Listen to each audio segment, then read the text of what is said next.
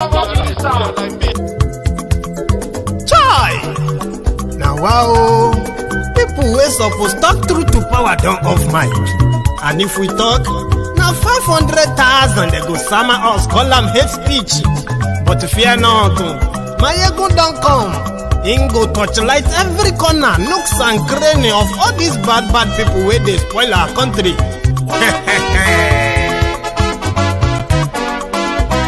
So my people make we laugh, oh, yo, yo.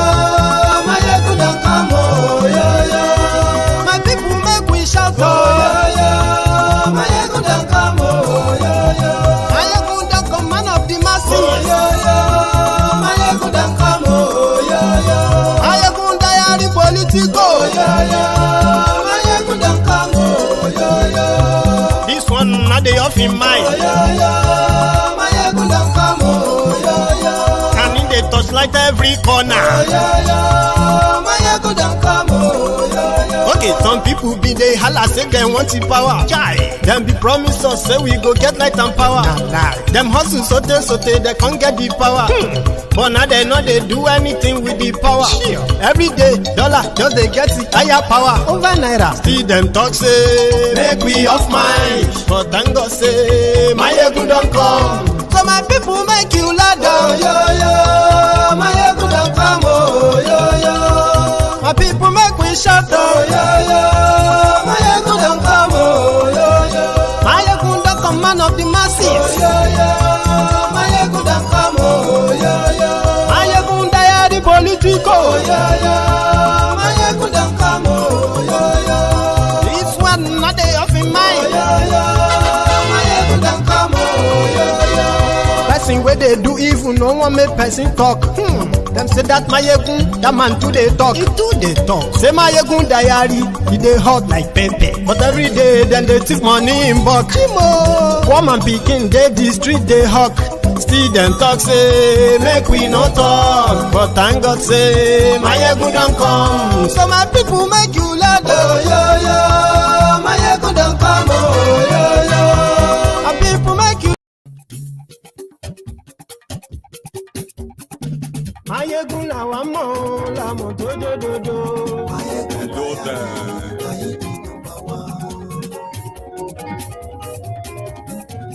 Maiyegun làwa mọ̀, làmọ̀ tó dòdòdò. Maiyegun ti dé o, ọ̀rẹ́ ará ìlú.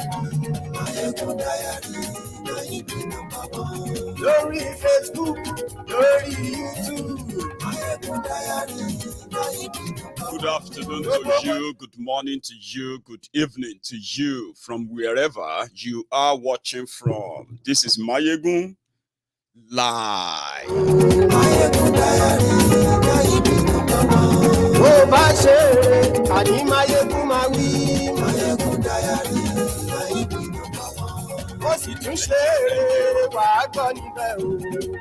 Share the broadcast, invite your friends, invite your not so friendly friends.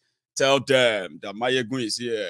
Yeah, it is Sunday. It should have been a Sunday sermon, but it will be all joined tonight.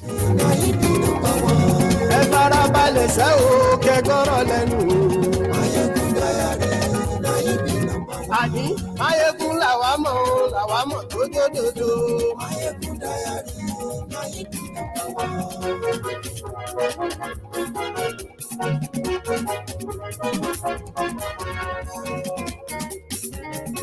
àní ẹ̀sùn rákì. Maiyegun ti dé. Tell them. Maiyegun ti dé. Ọ̀jẹ̀lú ẹ̀sùn rákì. Maiyegun ti dé. Àní ẹ̀sùn rákì. Maiyegun ti dé. Lórí Facebook. Maiyegun ti dé. Àní ẹ̀sùn rákì. Maiyegun ti dé. Lórí YouTube. Maiyegun ti dé. Wow, this is an awesome sight to behold. Yoruba nations are here. I'm telling you, this is no longer a joke, man. Look at the Yoruba nation in full force, and the Biafrans are here. Yoruba nation, respect my brother. You can see it's no longer a joke.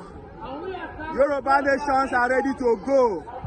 They cannot be in our forest, and they are telling us to come and conduct an election with them. They are terrorists and criminals. They can't be in our forest. You can see it's no longer a joke, man. This is Yoruba nation, man. I tell you. This is Yoruba nation. It's happening here live.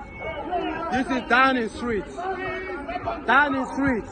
You can see. It's not a joke. You in Nigeria, talking of election. You are wasting your fucking time.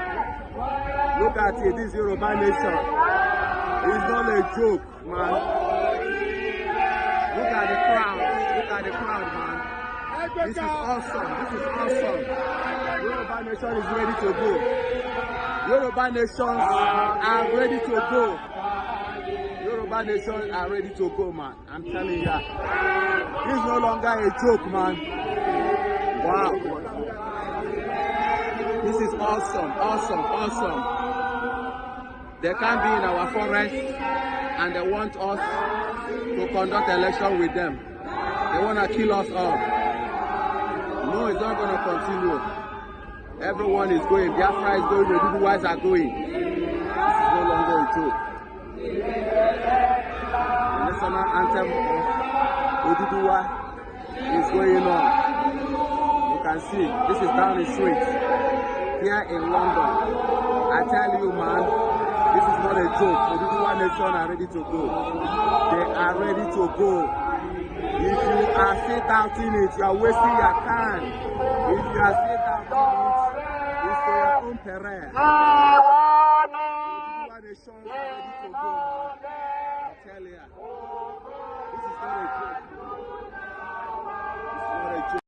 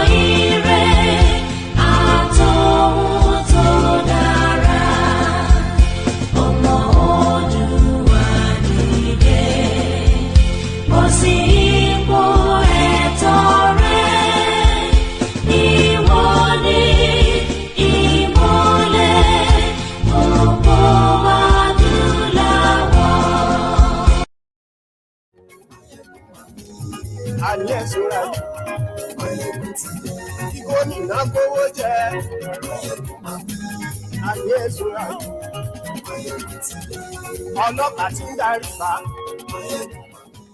ayé ẹ̀sùn rájú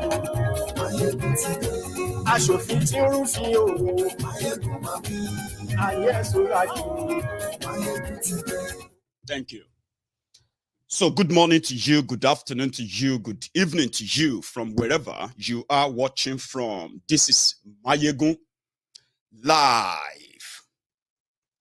24 years ago, in what will be just about 3 weeks from now, it will be exactly 24 years that Chief MKO Abiola died. July the 7th, 1998. And that is the beginning or the journey towards this demonstration of grace that you call democracy in Nigeria today. I have a name for it, a dictatorial democracy given to us by a selected military crooks under Abdulsalami Abubakar in 1998 after the death of Abiola. And what happened? Before the death of Abiola, Yorubas were rallied all home and abroad. Yorubas all over the world were rallied together in unison to demand for the freedom of Abiola, not just Yorubas. Well, cut across there, we can say Nigerians, but Yorubas in particular. Afenifere became prominent. Their own leaders, they became the target of the junta that jailed Abiola. So when Abiola died, it was easier to tell the Yorubas that we're done with Nigeria. Some of you were not born then, especially if you are between the ages of, 18 and 24. You're probably so young. Even if you are between the ages of 18 and 28, you probably see very much young. You wouldn't understand. I was younger, but not too young. I could remember the campaign of the Afeniferes, including Tifnumbu and many of those who later made names in Nigeria dictatorial democracy experience in the last 23 years. They said, they killed Abiola. That's it. We are done. And it was going to happen until this junta, in their own crooked way, decided that they were going to keep the Yorubas. They were going to keep us part of Nigeria. How? They've been shouting democracy, democracy. Give it to them. If they are part of it, if they validate it from the start, they will find it difficult to exit. And that's exactly what happened. And that is why today, when you talk about a democracy without the people's, without the people's contribution to it, that is not democracy. It is called dictatorial democracy. Somebody is going to be dictating what's going to happen. From the word go, the crooks who are Yorubas among us, who bought the bait, who took the bait. Oh, democracy. Yeah, that's it. That's what we wanted. We don't want military. They killed Abiola. What the hell? We want democracy. So they did a crooked arrangement and they released the man on the death row. A Yoruba man, a Yoruba former head of state himself, Oban Shojo or Oban Shejo, Oban Paro. They had to release him, right? It was on a death row for planning a coup against Abacha. His own friend, Yaradua, already died in the prison. But to keep the Yorubas as part of this new arrangement, this new democracy, this Fulani military terrorists at the time, they coined their own democracy. They wrote the constitution. Nobody knew anything about it, not even the politicians. As long as they will give them the chance to be in power, everything else doesn't matter or didn't matter. Obasanjo was released as a gift to Yorubas to keep being part of Nigeria. 23 years after that, 24 years after Abiola died, your democracy has no choice, rigged, and remained dictatorial. A system that normally, by now, you would think, oh, democracy of 23 years, the people should be able to at least practice something. Oh, I don't live in London, sorry. I live in Scotland, okay? So, Scotland from London is about 11 hours away, all right? However, I pretty much give my support to every rally that I could, and I attend as many as I could as well. You know what I mean? So, I'm sorry if you probably didn't see me today. You know what I mean? So we have a Layla, and I can't really go anywhere now. I mean, seriously, I can't really go anywhere, any serious thing for the next 6 months. I'm even considering leaving my job just to take care of my daughter. So it's so much to handle here. And trust me, I will be there if I could. But if you don't understand, well, I don't owe you any explanation than that. And you have my support if you want that, as in. So yeah, I wasn't there. However, let's continue. The democracy was meant to be a system of choice, whereby interesting, anything that has to do with, important things that has to do with people themselves can be put forward before the election. You know what I mean? If you go for an election, you should know what you are voting for. What are you voting for? You're voting for electricity. You are voting for water. You are voting for healthcare. You are voting for education. You are voting for all these things. Same thing they promised you in 1999. So the democracy is pretty much like people have no choice. They just follow. whatever is outlined for them. The moment you begin to question what is outlined for you to follow, then you become a rebel. Then you become the enemy of the system. Now, no matter how rigged the system is, rigged against you, sadly, you have no say. That's exactly what a dictatorial democracy is. In Nigeria today, you have on their record, in their own record, they said that the young people actually make up the largest part of the population. Put it in numbers. 75% of the population in Nigeria are young people. People between the ages of 0 and 35. For real, young people. But guess what? They were supposed to form the largest base of electoral base of that country. But you know what happened? Because it is a dictatorial democracy, which you have come to see as a ritual every 4 years. Let's just do it, and God will touch their hearts. So young people have completely either weaponized to maintain the status quo that is rigged against them, or that's going to take everything away from them, or continue to take everything away from them, weaponized to use them against, or completely disconnected, never to get them interested, no real education to make them feel like, oh, because it is not their democracy. It is a dictatorial one that nobody has a say other than the gatekeepers, the owners of Nigeria. And if you see through very well, you realize that some of those who have become rebels, call us rebels, those who have seen through the charade and who don't want to be part of that, every 4 years a ritual that will end at nothing, continue to spread the message and say, listen, see through this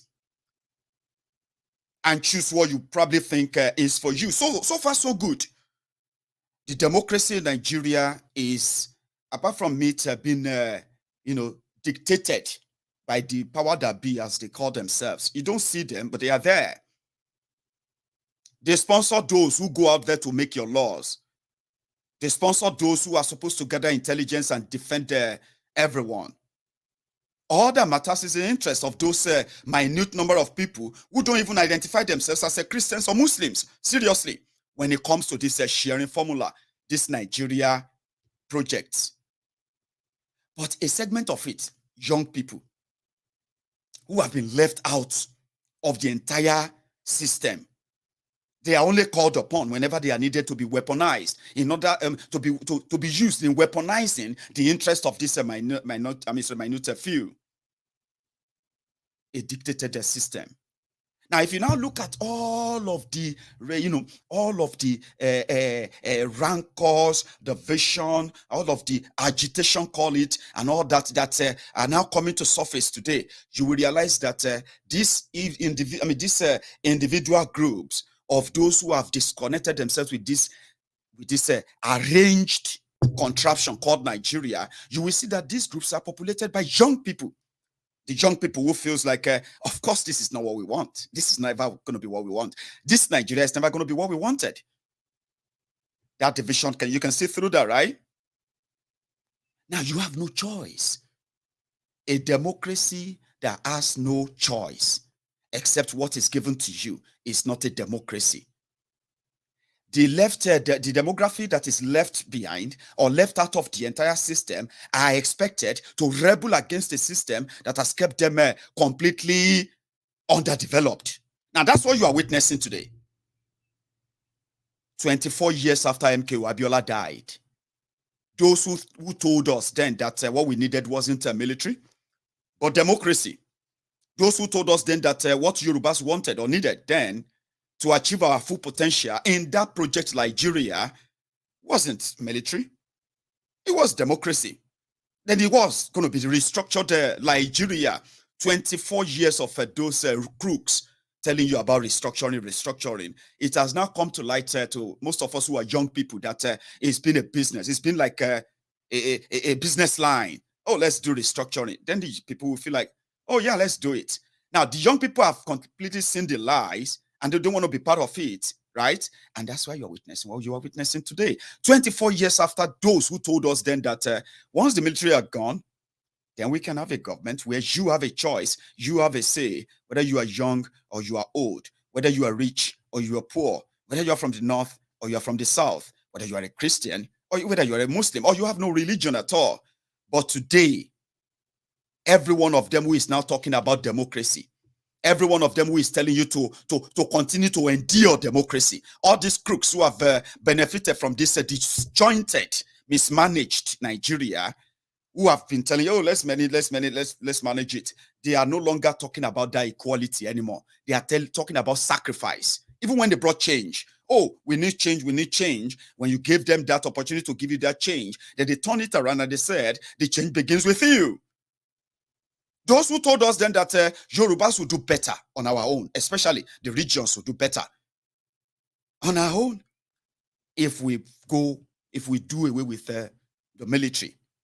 They got the power. They are now the preachers of one Nigeria, one not working, one ununited, one disjointed Nigeria, because it pays their bills. But please, look beyond the rhetorics. Look beyond the photo ops. Look beyond the look good images that they are painting. Look beyond all those flowery speeches from these crooks, as they will come to you in different shapes and sizes, different colors in these coming weeks. They have been coming to you. Many of you are already pitching your tent to them. But look at them. It is what that benefits them is that one Nigeria. But when you look critically well, you realize that validating that for them is just renewing your sufferings. You have no real choice. Something is brewing that I've told you a few times that you shouldn't look away from. But democracy was supposed to grant you that liberty of choice. Part of the liberty of choice is when people say the genesis of all the problems in Nigeria is the haphazardly put together fake book called Constitution, put together by Abdusalami Abubakar's junta to act as the law book for the entire 200 million people, 6 regions, 774 local governments as they've segmented every one of us. A fraudulent book, haphazardly put together to achieve a name.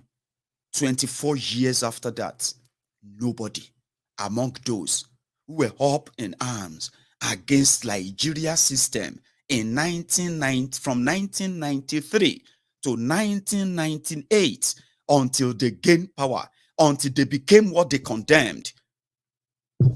24 years of a fraudulent lie that has divided us more than united us. Why are we divided? Injustice, inequality, unfair treatment of one another, the dominance and the attempt to dominate one ethnic trying to dominate the other, injustice here and there, where people have been told to lick their wounds in the name of unity and forget them. No closure, right?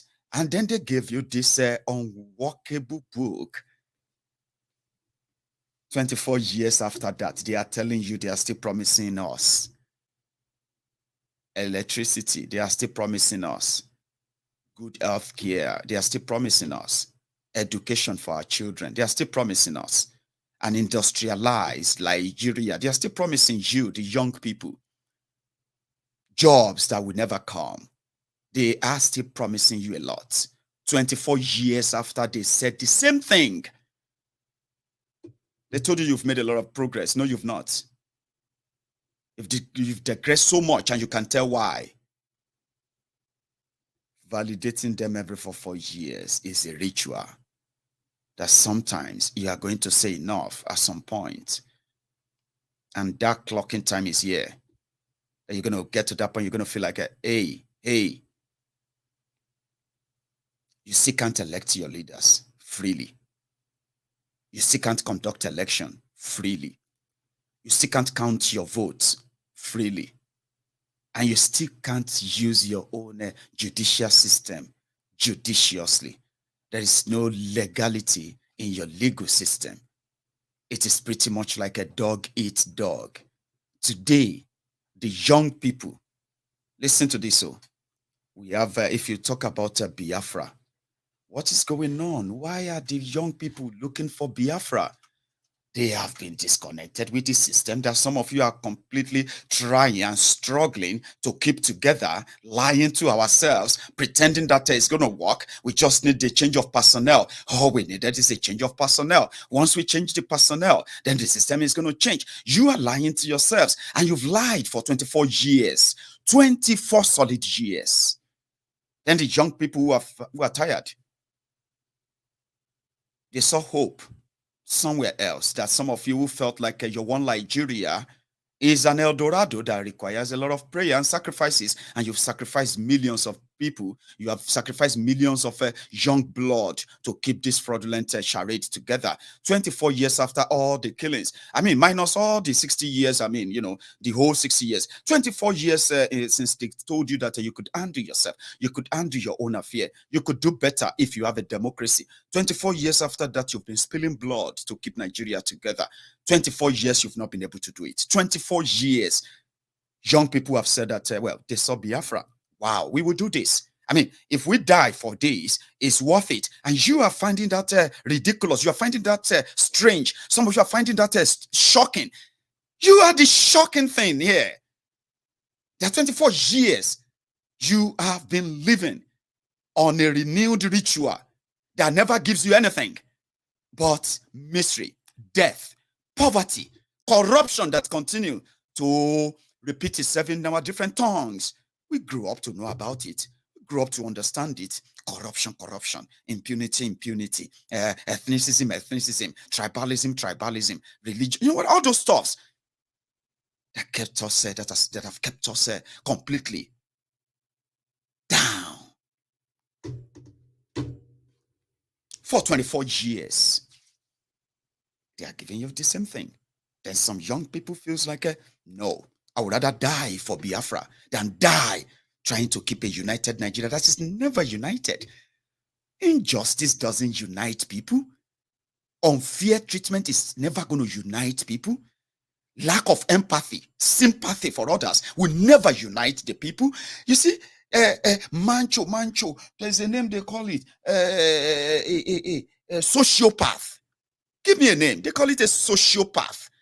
When you feel like some people deserve the cruelty of the system that is so cruel to you in a different way, but you see the cruelty to others and you feel like they deserve it.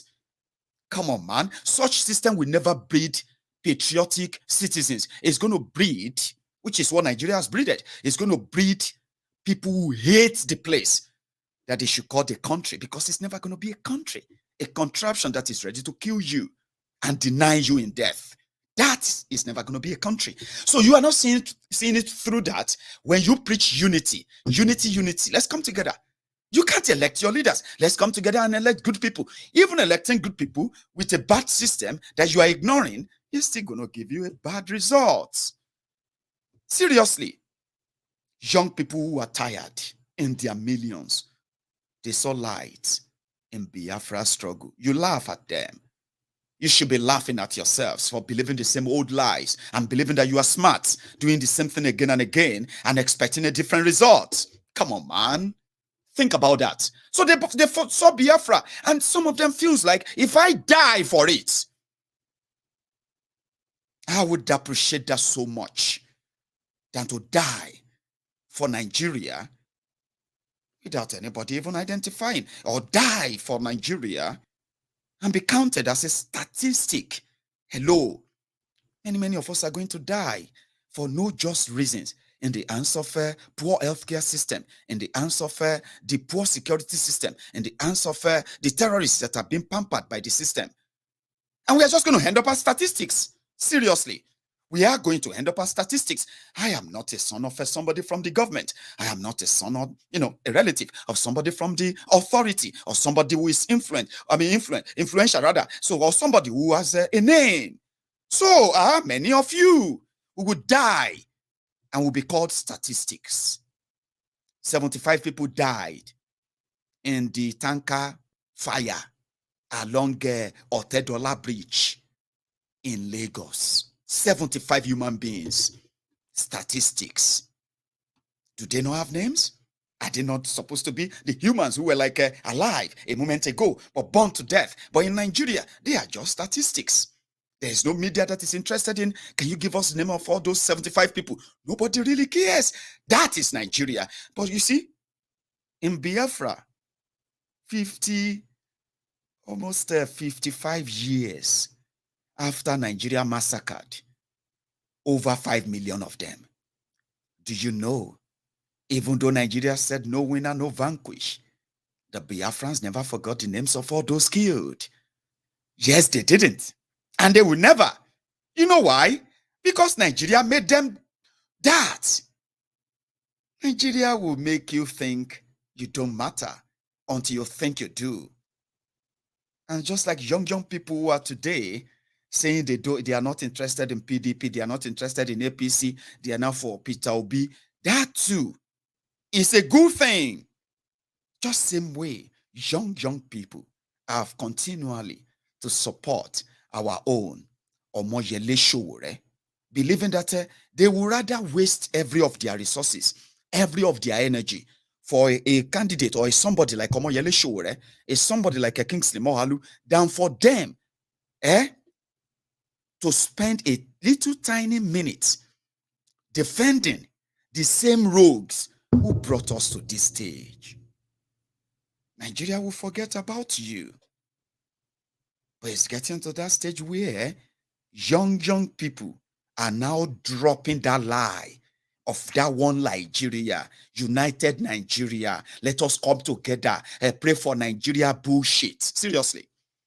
There are young people who are, you may say they are inconsequential. You may say their wish is just a mirage. You may continually dispel them or disprove them, or you may continually ignore them. But you know what? You can only continue to live in denial of this, because they are right there before your faces, right there in your faces every now and then, and you continue to ask yourselves, why can't these Biafrans just come together and let's work for Nigeria? That's to tell you, you identify they are there. Young people who are tired of this nonsense. And they are increasing every day. They are not reducing. Listen to this.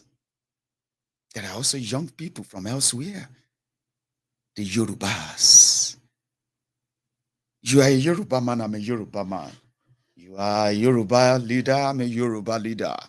You are whatever you call yourself as a Yoruba, you would never you would never deny the fact that there are young Yorubas now who are beginning or who have questioned the idea behind one Nigeria and what exactly is the position of the Yorubas in the interest of the Yorubas in that one Nigeria. They've been asking questions, and guess what?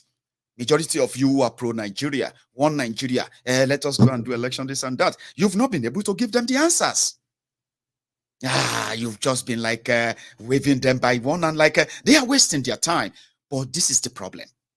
You are not looking at it the way you should. You have 24 years of democracy. It didn't unite the people. It divided them more. Have you asked yourself why? It's because this democracy is dictatorial. It wasn't of the people, by the people, or for the people. Yeah? Democracy, they say, is the government of the people, by the people, and for the people. But when this dictatorial democracy you have in Nigeria that has denied you the genuine citizenship, the genuine right as a citizen of a country, something that gives you some sort of a bit of protection, and say, oh, I'm in Nigeria, I'm safe. Oh, this happened to me in America. Why? Oh, why don't you just go back home? It's safer at home. 24 years, it didn't give you all of that. Democracy made us poorer. Rather than it to be the government of the people, for the people, by the people, it became the government of the elite, for the elite, by the elite. It became the government of the crooked, by the crooked, and for the crooked. It became the government of the, these criminals, for the criminals, and by the criminals, only for you, just to validate their criminality every now and then. Then afterwards, you go back and ask, God, why? We prayed, we fasted and we fasted. God, why did you have to do this to us?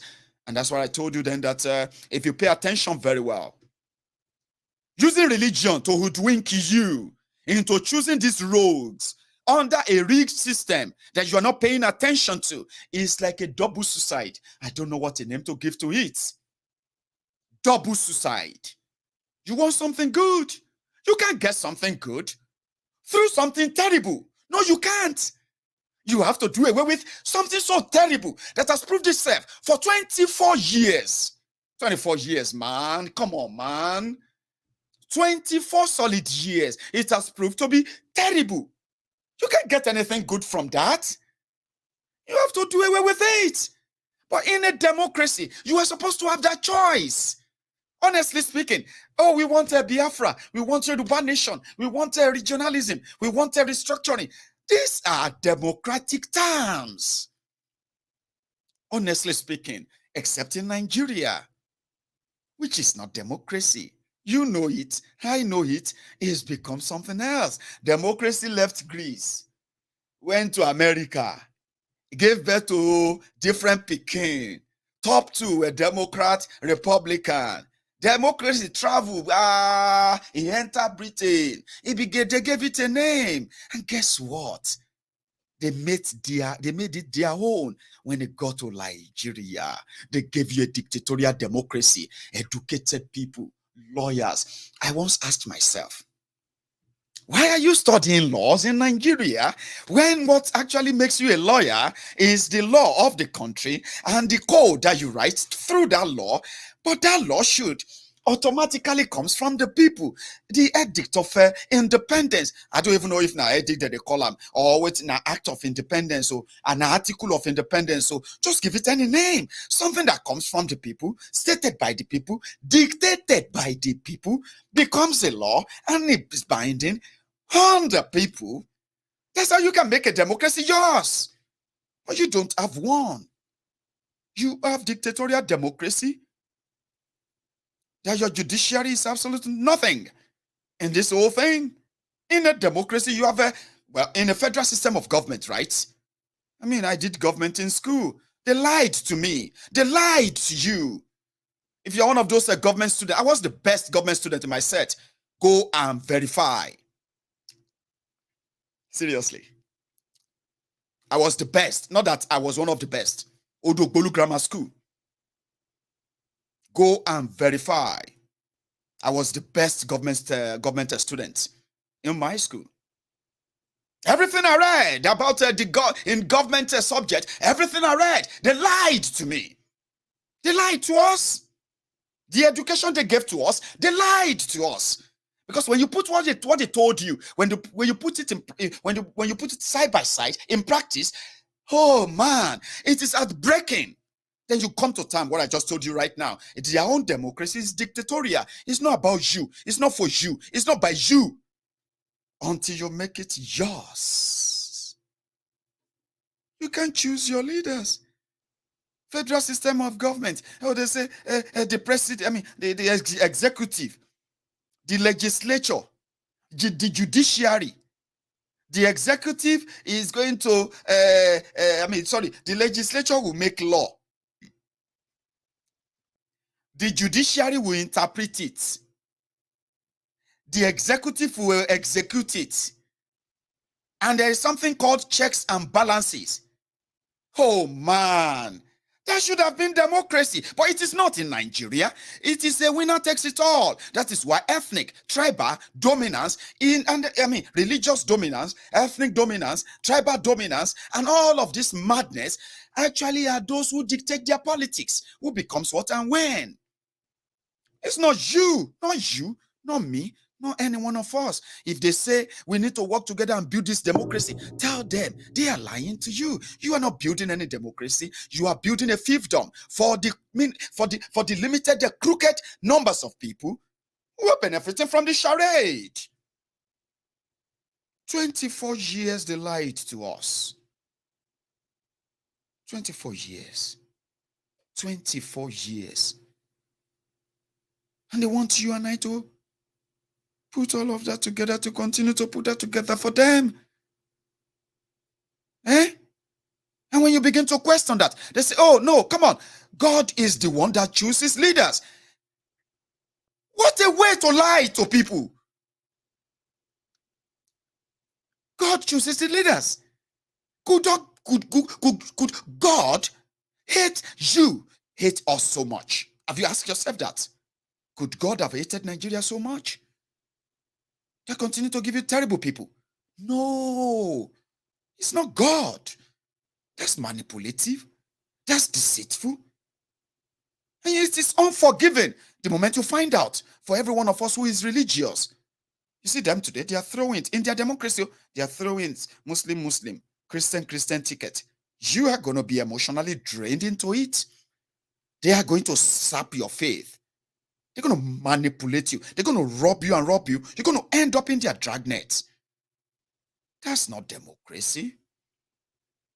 That is dictatorial demonstration of craze.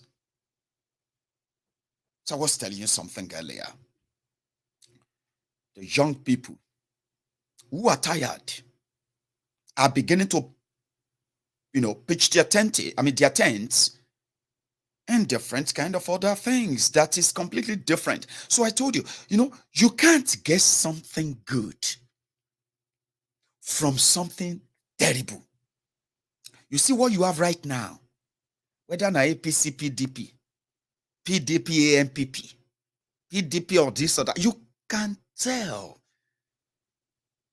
the two leprous fingers who are just like the puppets in the hand of their puppet masters, the puppeteer. He who pays the pipers dictates the tunes. If you want a puppet to dance for you, pay the puppeteer. If you want something better, discard the system that tells you or dictates for you or outline or gives you the rule book of what to do to make Nigeria better. The young people are disagreeing now. And that's why I said, listen, if you are one of those who believe that the system is rigged, whatever solution you want to bring upon as it is, let us break everything up. Yes, let's break everything up. I'm with you. Let us chase these criminals away and then take your country back. When you say that, I'm with you. Whatever you do to do away with the rot that has legalized inequality, and they have told you to learn how to live with it. Once you disagree with that, once you say no and you stand your ground, you are my friend. I'll be your friend. Because you cannot get something good from something terrible. No, you can't. And that's exactly what Nigeria represents. They will milk our differences. But if you pay attention very well, you can tell those who are done with a rigged system that will continue to give you dismissal, no matter under what disguise that they come to you, you will not take it as a young people. And that's why I want to address the young people. The democracy you have right now is not yours or your making or those before you. Therefore, this one has no future for you. They have you as a statistic. Oh man, look at it. If you are 24 years old, how disappointing is it going to be now that you have discovered that these guys have no real future for you, except you decide to choose what your future is going to be? So what are you going to choose? A fraudulent one Nigeria that the same rogues who brought us to this state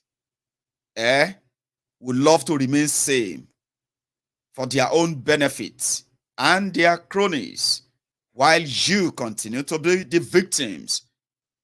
Or you want something better, something that you can own, something you can call yours, and something you can make possible? I mean, you should make that possible. If I want something for myself, I will do anything to make it happen under the law. 24 years of democracy has brought us nothing. Do you want to be part of another 24 years of a misery, or you rather chart a new course?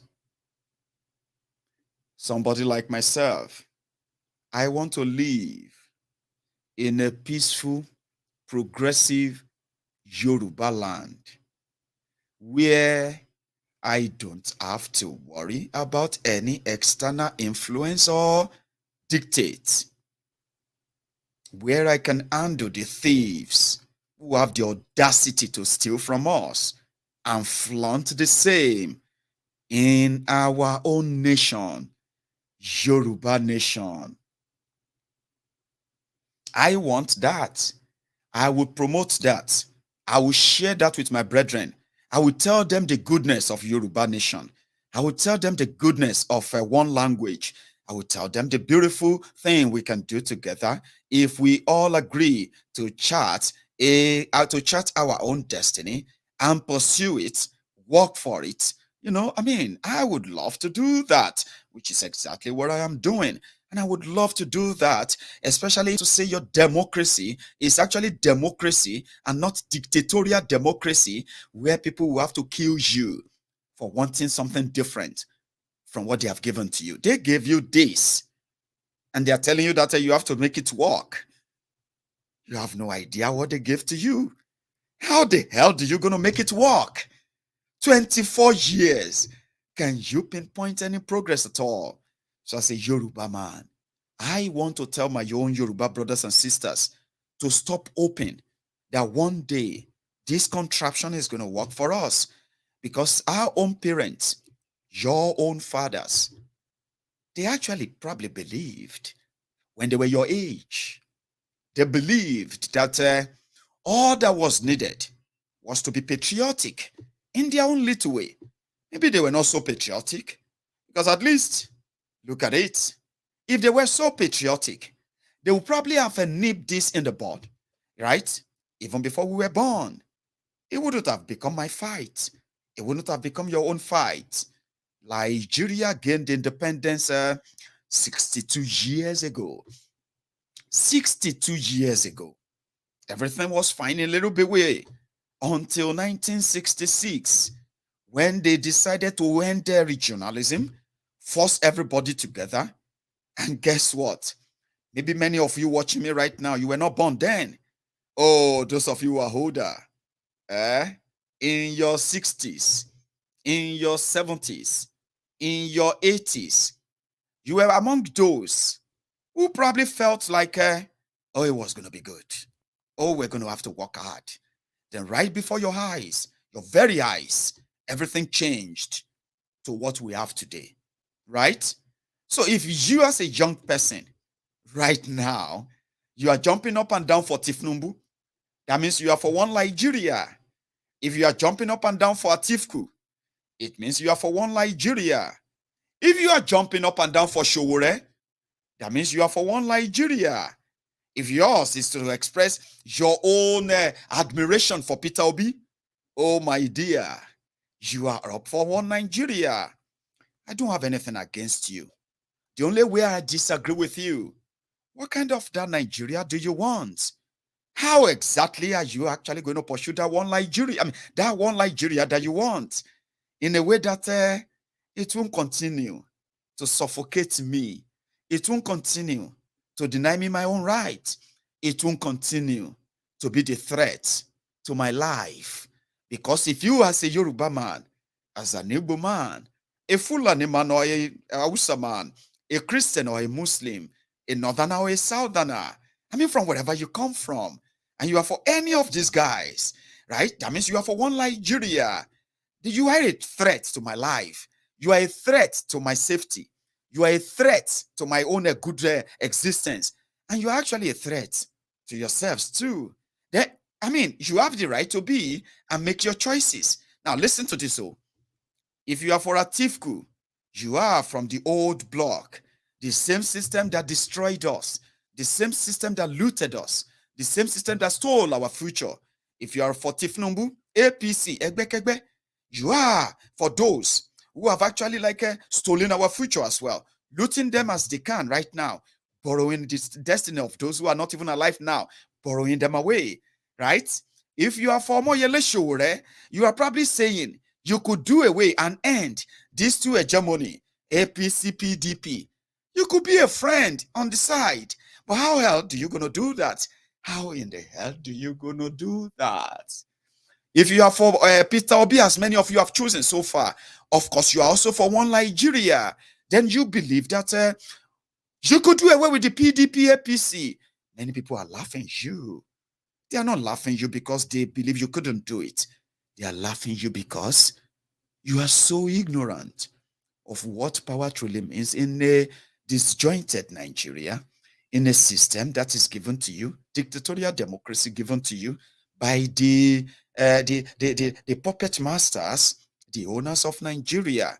You want to create something so good, something so beautiful, something that will benefit all from something so terrible. You are not paying attention to that, and good luck to you. So people want to see you do away and end, right? Over time, you said you don't want the Nigeria that Tifnubu represents. You don't want the Nigeria that Atifku represents. But you are likely lying to yourselves if you say you are for Peter Obi. When the power eventually changes hands, you are going to have to learn how to live with the PDP, learn how to live with the APC. And guess what?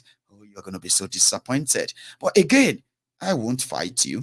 I won't disparage you. I won't even discourage you. You know why? Because it seems that clearly you are telling yourself that you don't want the same Nigeria that is killing us, or having to be interested in this Nigeria at all through this same rigged system makes you a threat, not only to yourselves, you are a threat to people like myself, because you want to create something from a dictatorial democracy, and you are living in that your own bubble right now. But the fact that you don't like a system, the fact that the Nigeria rigged system pushed you into this, the fact that you belong to the young people who have decided that you will never be part of this weaponized rigged system, you are going to fight for something different. That's why I'm going to call you my friends in the next coming days, coming weeks. I'm going to continue to call you my friends. I won't call you obedient yet, because I want to encourage you. You are coming from you are just like a chip from the block of that system, that a demography that they have called inconsequential. Now you have now politicized your own anger, politicized your own your disagreement with the system, even though one way or the other you are charting a course that is still pretty much going to keep the same system in place, abandon you, and allow you to lick your wounds. But somehow, if that's going to be a starter, then you're my friends. You will be my friend. With that condition. But as a Yoruba man, I want to walk into a place in Yoruba land and make a Yoruba man, you that is watching me right now, I want to make you passionate about Yoruba land. So passionate enough that you will reject everything that is happening to us right now. I am going to make you do that. And guess what? The moment you reject what is happening in Yoruba land right now, everything, you are going to call for an independent Yoruba nation. You are going to understand why you should ask for that. You are going to see reason why it is the most important thing you will ever do in your life as a Yoruba man. Even though you have your right to all your choices, this is also a choice. And it can become the priority. I want to be that Yoruba man that is going to tell you that we are a people that can build heaven on this earth, united by so many things. I want to be that Yoruba man. I don't want to be a unity beggar. I want to make an average Yoruba man that is walking on the streets to think and dream and act and walk and live and die for what is for Yoruba land. If you are that person, honestly speaking, if the larger populace of Yoruba land gets to that Zionic stage,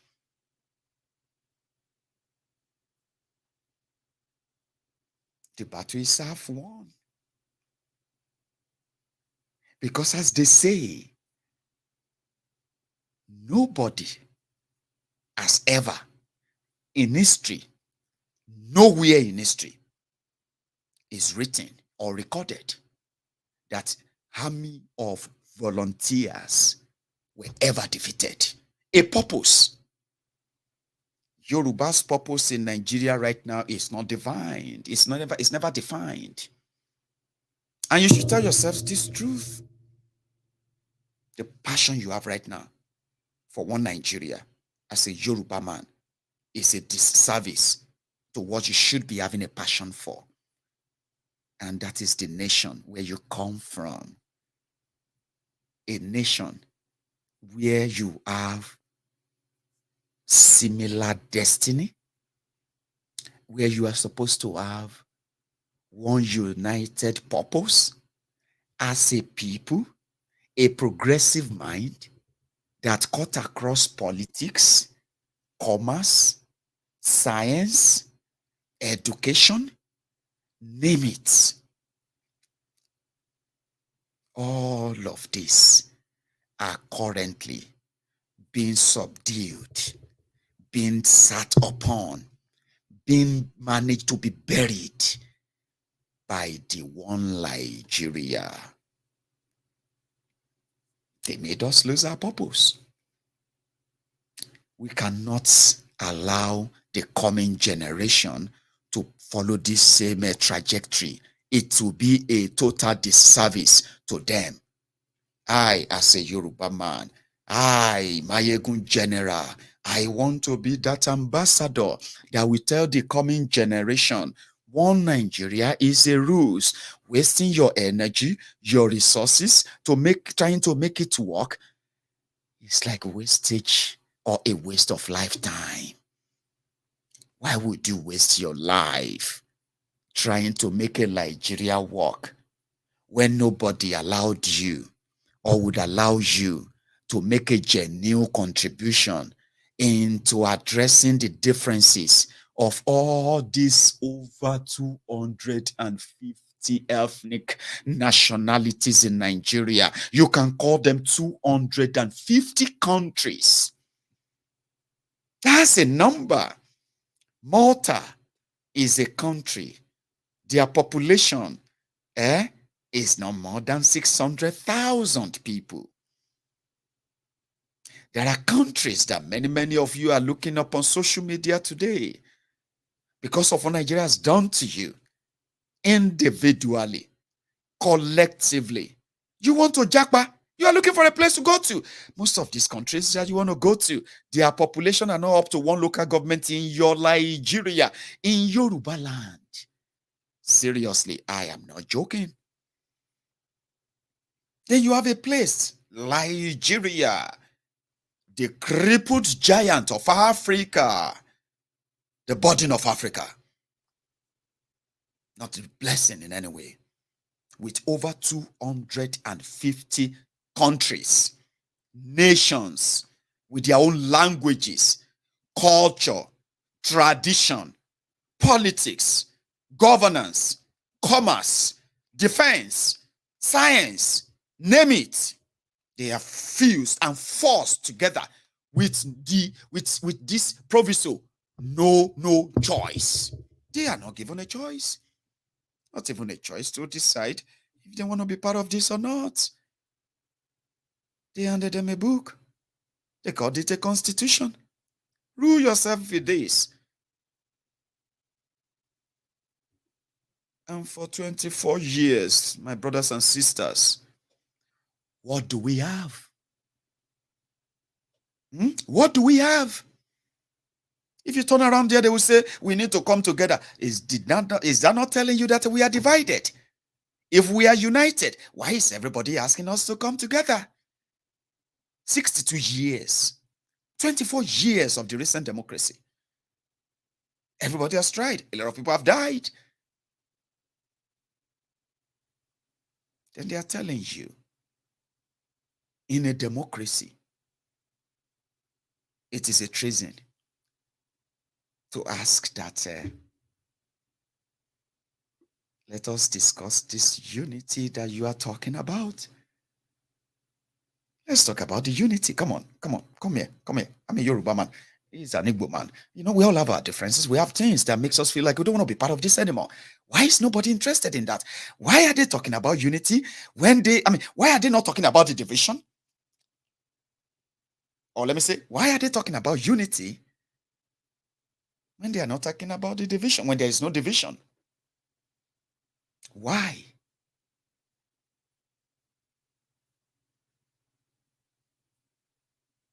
I watch my people die for things that they shouldn't die for. I saw young people whose future, life, have been mortgaged. I saw hope, dreams die in beautiful eyes of young people. I saw Nigeria happen to many people. And that they were Christians, they were Muslims, that they were Hausas, they were Fulanis, they were Igbos, they were Yorubas, Ijos, Shekiri. It don't matter wherever you come from. Young, old, poor, rich, especially poor. I saw Nigeria happen to a lot of people. A lot happened. Dreams shattered. Hopes destroyed. Strength weakened. Aspirations completely destroyed. And that's what Nigeria is. But you're not allowed to discuss them. You're not even allowed to say this is what we want as a group of people.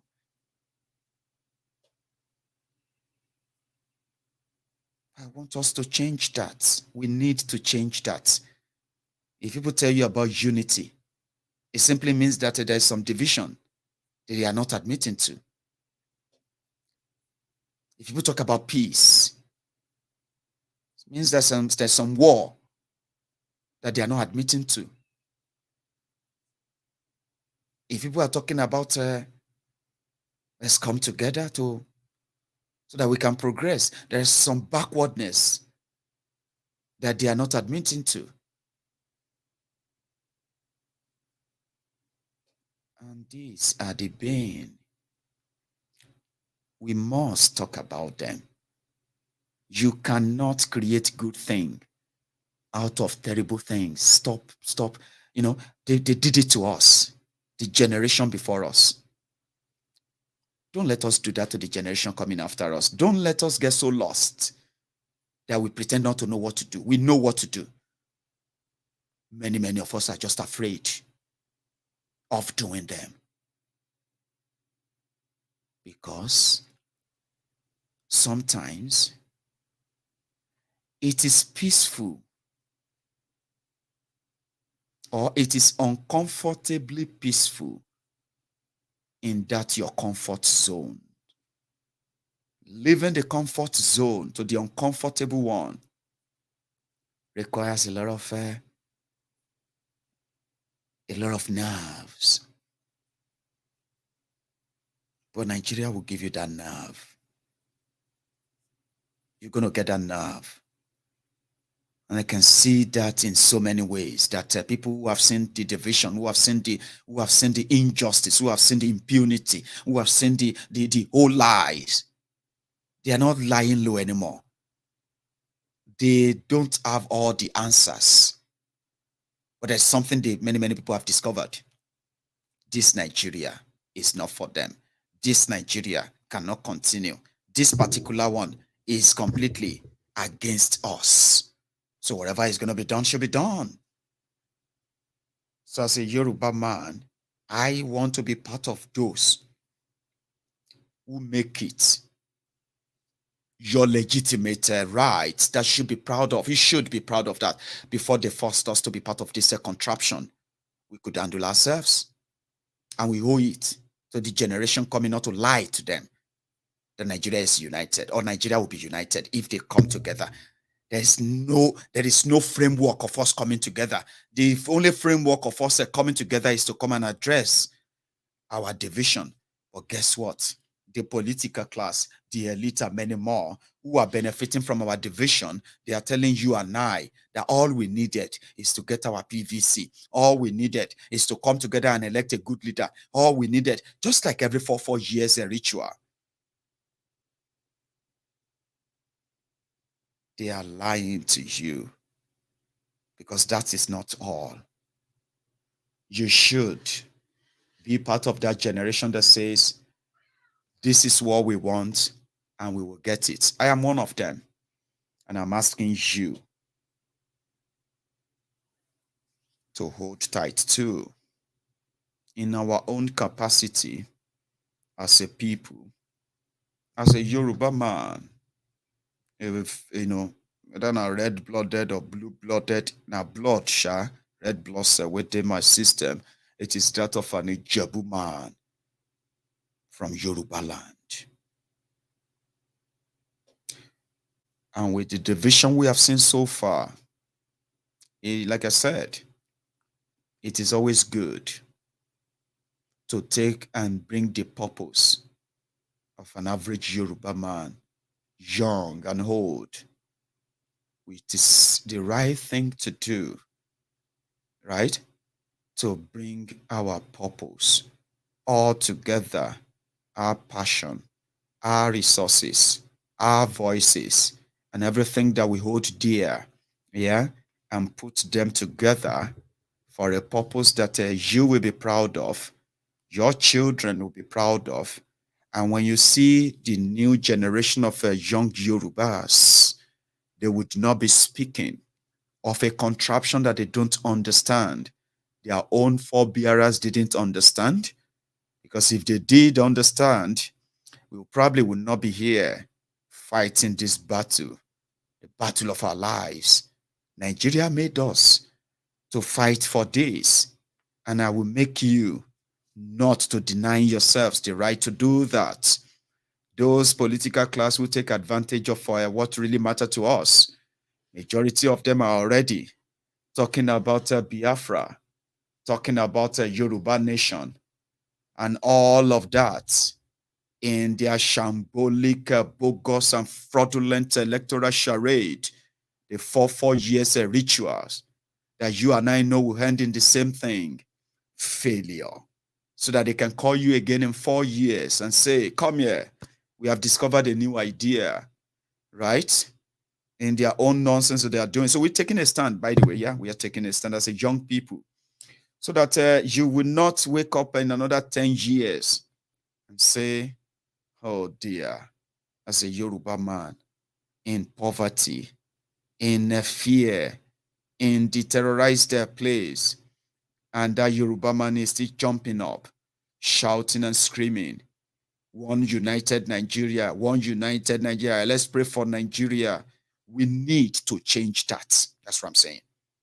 You see, all those your children who are watching this broadcast with you, all those young children, it doesn't take long for them to grow. We need to feed them with the right information of who they are. Nigeria is a lie.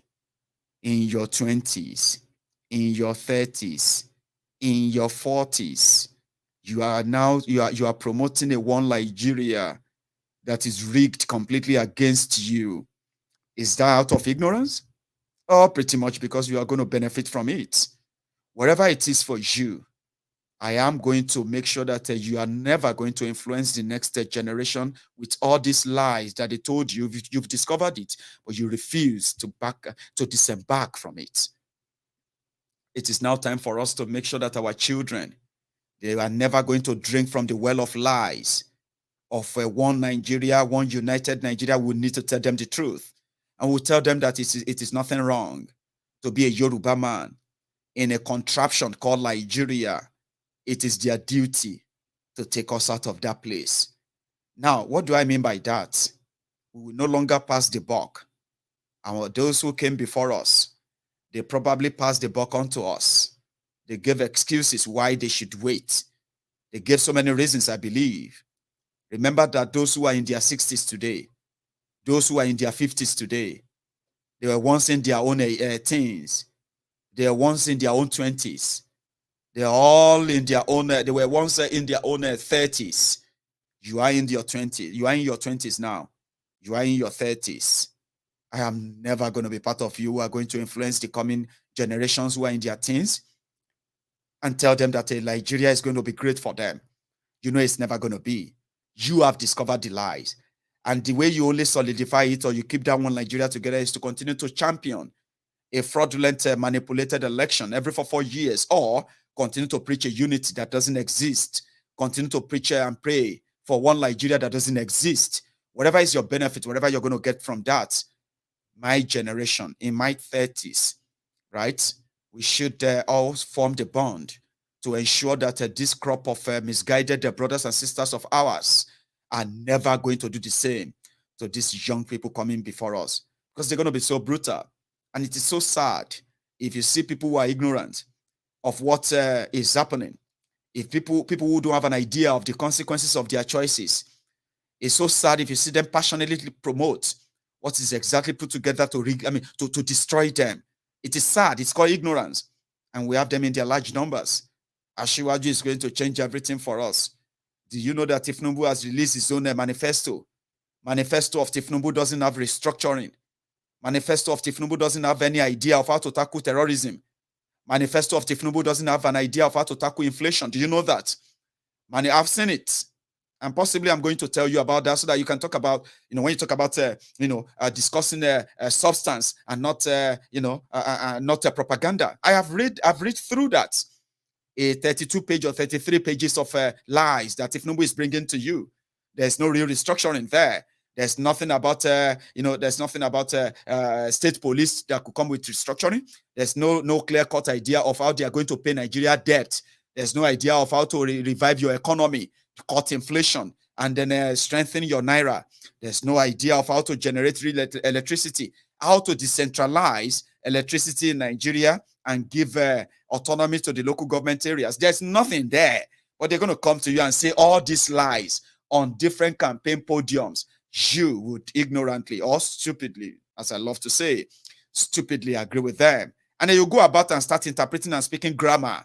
Atifku doesn't have any clear-cut idea of how to tackle Fulani terrorism. Atifku doesn't have any clear-cut idea of how to end the terrorism in southern Nigeria. Atifku is supporting open grazing. Atifku supports cattle colony. Atifku is against the ban on open grazing. Maybe you don't know that. As a young person, you are probably going to be telling yourself, Atifku can win election. Tifnumbu can win election. It's going to be the turn of the Yorubas. It is not the turn of the Yorubas. It is not the turn of the Hausa. It is not the turn of the Igbos. It is the turn of the crooked criminals who have been benefiting from the rot. You have been paying the price. Maybe it is time for you to say enough, enough.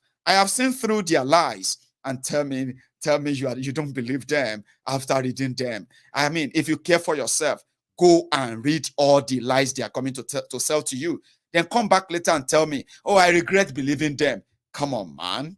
I've just told you, it is suicidal to believe that you can build something good out of something so rotten. You've seen it. Stop lying to yourselves. So I'm a young man who will never let you influence the coming generation with those lies. I don't know if I'm going to succeed. I don't know how far I'm going to succeed. But I can tell you that I am not alone.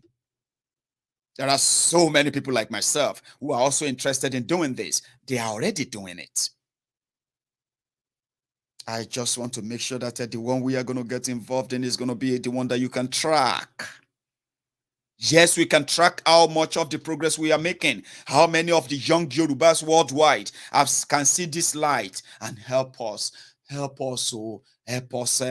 stop other young people from following the same track, the track of those who are selling this fraudulent one Nigeria to you. I mean, join me. Come on. I want you to join me. I want you to join me in chatting this Yoruba first. Let an average Yoruba man understand the implication of politics. Let an average Yoruba boy, a Yoruba girl, let them understand the implication of this one Nigeria, and then let them know the worldly things that they will leave behind for the generation coming after them, if they can stand their ground and put a break to this nonsense called one Nigeria. If you tell them they can do it, yes, they can. If you show them how to do it, yes, they will do it. And that is why on Maiyegun's Diary Political, where people who are tired are also tired of talking. They say, stop talking. We are tired of talking. Take a minute and just breathe in, breathe it out as a Yoruba man and see what you too can be part of. We call it Igbimo Majo Baje Ile Yoruba. We are tired of talking, they say. Maiyegun, we must do something and stop this hemorrhage. I said, yes, I agree. Then we came up here with different ideas of how to get involved with our people and how do we make the purpose of an average Yoruba man change that from that of a one Nigeria, let's work and make Nigeria work. Nigeria is never going to work. Not in a million years, especially if Nigeria is going to work. It should be working by now. You and I should just be working to make it even better. But guess what? It is worse. And they're going to tell you that it is you that will do it. I was just a baby. I was a little boy. A baby. When they have probably been talking about we must do our best to make Nigeria work. Do you understand? I am going to be 40 years old in about 18 months' time. I'm going to be 40 years in 18 months. Do you know that? That's 18 months is 1 year, 1.5 years. I'm going to be 40 years. Now, I don't want to tell my own children that Nigeria is going to be better if they work hard, because it is not them that is not making Nigeria better. It is the system that shaped us to be what we have been. And education too. Most importantly, education. You see what you have on your screen is going to be our project for the foreseeable future. You get what I mean now? It's going to be the project of an average Yoruba man, Yoruba woman, Yoruba boy, Yoruba girl, and Yoruba family all over the world. And you are going to own it. Yoruba Rescue Fund. This idea, for those of us who know the brain behind this, is the fact that we are going to, be involved in the lives of our people. That center figure you see there is Yoruba. Why? With the head of Olokun standing as the base of that Yoruba. Yoruba, a very, very powerful one. We have experimented with a lot and we are done. with experimentation. It is time to move. Ori olokun. Somebody sent a message when I first shared this image, which is going to be the image you are going to see on vans, the image you are going to see on cars, image you are going to see on plastic bags, image you are going to see on so many things around Yoruba land. Image, the logo that you are going to see on letter-headed papers. A logo you are going to see on we are going to put this on a branded what do you call it, on different branded materials all over Yoruba land, and you are going to love it. Now, Yoruba Rescue Fund is not just about the fund. Some said we should remove the fund. Some said that we should change it to a what do you call it? A Yoruba Eden. But what I want to say to all of you is this: all of your ideas and suggestions are going to be put to use in the course of this journey. Now, what we have as the backup for this, what are we going to do with this? A quick recap. Somebody messaged me or dropped a comment and said, Yorubas are Christians, Yorubas are Muslims. That Yorubas have gone beyond idol worshipping, this blah, blah, blah. That we should remove any image of idol from our logo. This person, I don't know if he's a Yoruba person, and I don't know if that person is watching me right now. You see, part of this project is to educate not just the young Yorubas, including the old Yorubas, the value and the core value of who they are, and remind them of who they are. Are you with me? This person felt offended that the current logo or the current flag of Ilano, I believe, that is being used as the flag for Yoruba nation for now. This person is offended that we use the Olokun's head. Olokun represents Olokun, for you as a Yoruba man or woman that is watching me right now. Olokun's head is not an idol's head. Yorubas are not, whatever you have as your Abrahamic faith, as a Yoruba man, you should never, by any means, undermine who we really or truly are. Olokun, as this head represents, and in this logo, represent peace, progress, bountiful harvest, good, and I'm gonna bring that up, by the way. There's something here I want to share. Hang on. I think it should be this. So Olokun head right there, which represents an indigenous, well, put it as an indigenous representation of your land, our land, which represents abundance, fertility, wealth, healing, and source of, it's a mystery as this my guy described it. But primarily, as a Yoruba man, whether you are a Christian or a Muslim, in Yoruba land where I grew up, are you with me? Once your religion begins to say you cannot associate with your brothers and sisters because they are not Christians or they are not Muslims, do you know the name we have for you? We will say, I want to were messing. Not that we don't know that they exist among us in Yoruba land. But you see that head there is not an idol. is not whatever your religion says it is. Because in Yoruba land, once you begin to go that far and say because your Christianity doesn't allow you to do this, your Islam doesn't allow you to do that, we just say I want were to ti gba were messing yani. Because a true Yoruba will know that your brother or your sisters, as a family member, your religion doesn't separate you from them. It doesn't make you better than them. When you go to your church, you can preach about heaven and that.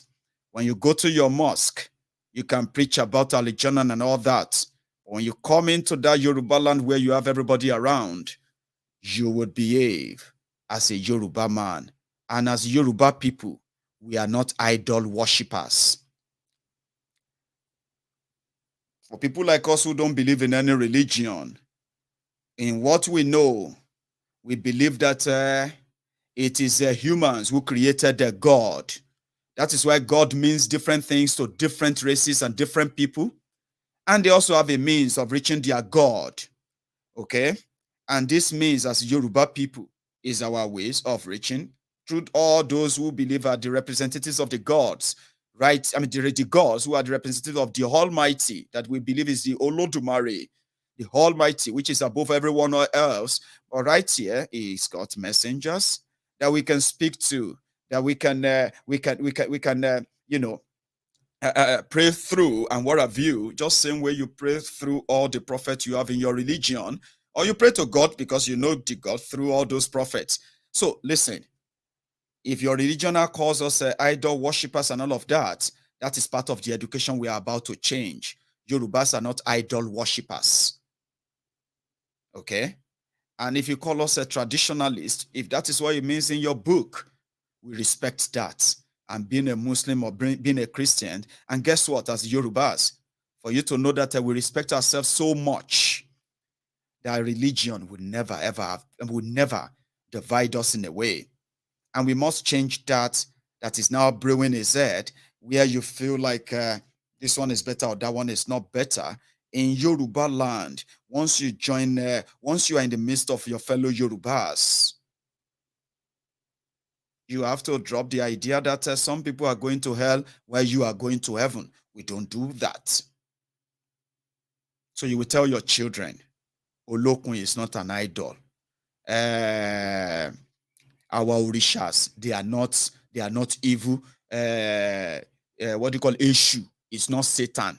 Tell your children, Eshu is a prophet. Right there, just same way, you will see other prophet that you have from all these Abrahamic religions.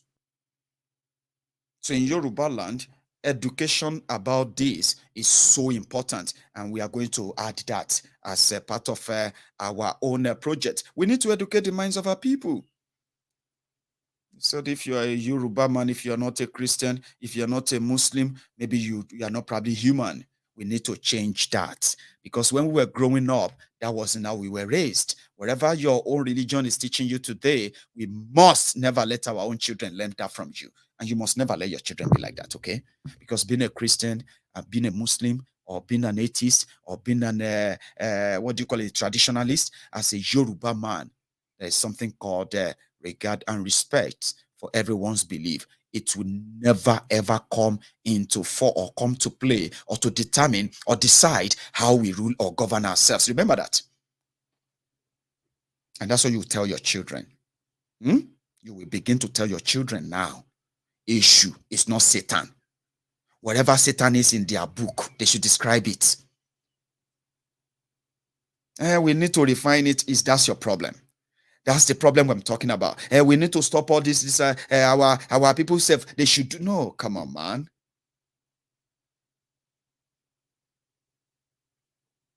But the bottom line is this.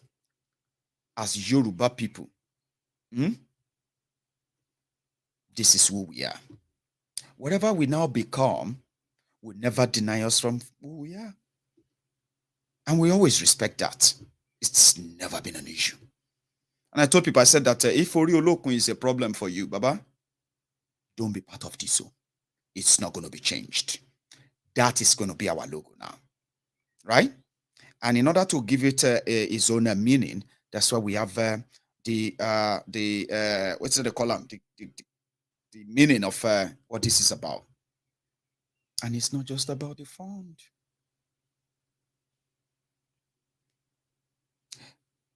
Yoruba Rescue Fund is primarily put together to get volunteers, this time around registered, known, and can be seen volunteers who are going to indeed take this right there into our Yoruba land.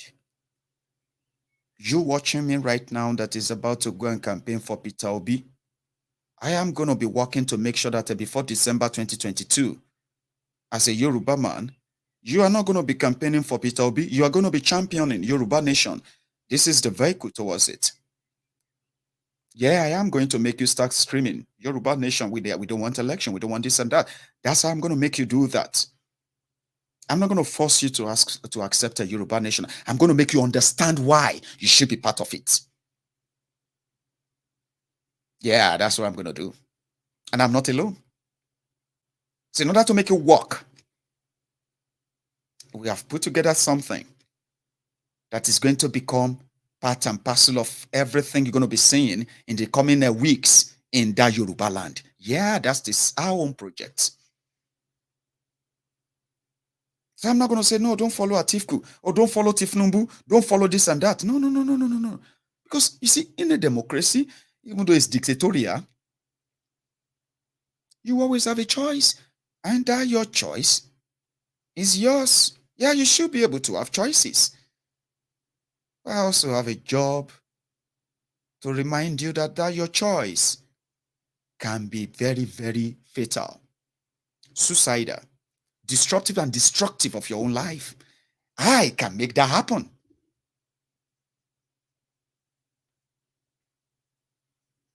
Do you understand that now? Yoruba Rescue. Look at that rescue there. Because nobody's going to come and fight for us. We will fight for ourselves. We will push for what we want. And we will change the subjects from what it is now to what we want it to be. Only if we get involved. How? This is how.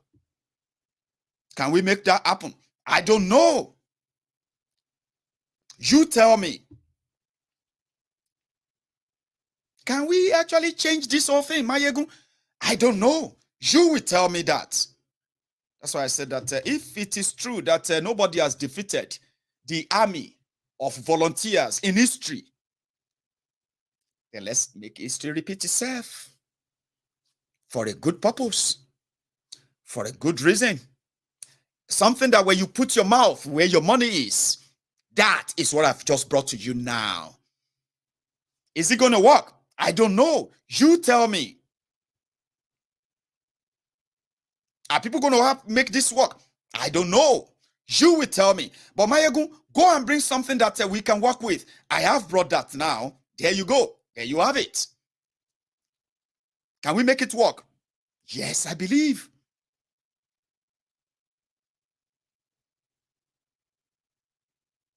So that's why we have volunteers here. We are tired of talking. You are tired of talking. We are tired of complaining. We all know the problems now, and we all know the players in these problems, yeah? What are you doing about it?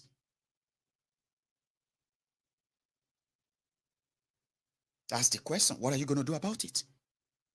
Sit down, fold your hands, complain, and expect other people to do something. Now, Yoruba Nation now, yes.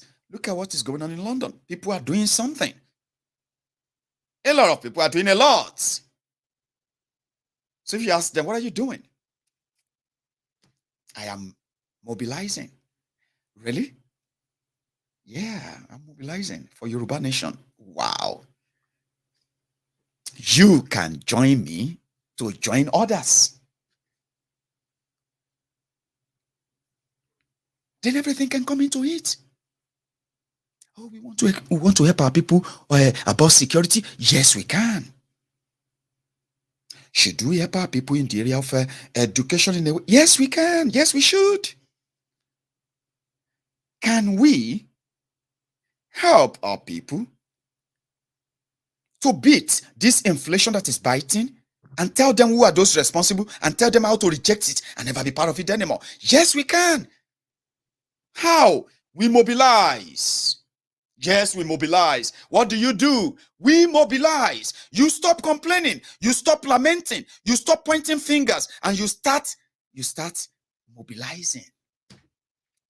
Oh no, you have no idea what you can do if you mobilize the right people for the right cause. You will be on top of the world. And a journey of 1,000 miles, they say. Start with the step. That step is this. Are we going to succeed? I don't know. You tell me.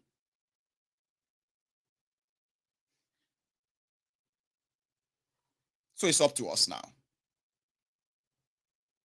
As volunteers, you are going to stand in as an ambassador, a right one, honest one, sincere and dependable one, reliable one. Be the change you want to see. Be that same thing you want others to do, because you know if they be that, things will be different, right? You know it, that if these people can just try and be like this, everything will be fine. Then be that thing and let's make everything fine. In the name of Yoruba nation. Can you do that? Can you? Can you? I believe you can. How best can you? I don't know. And people don't know what they can achieve, what they can do until they try. Now we are going to try. You are going to try with me. We're going to try together. We're going to hold hands. Listen, as you're watching this video right now, this is you about to begin to take responsibility for what you believe in.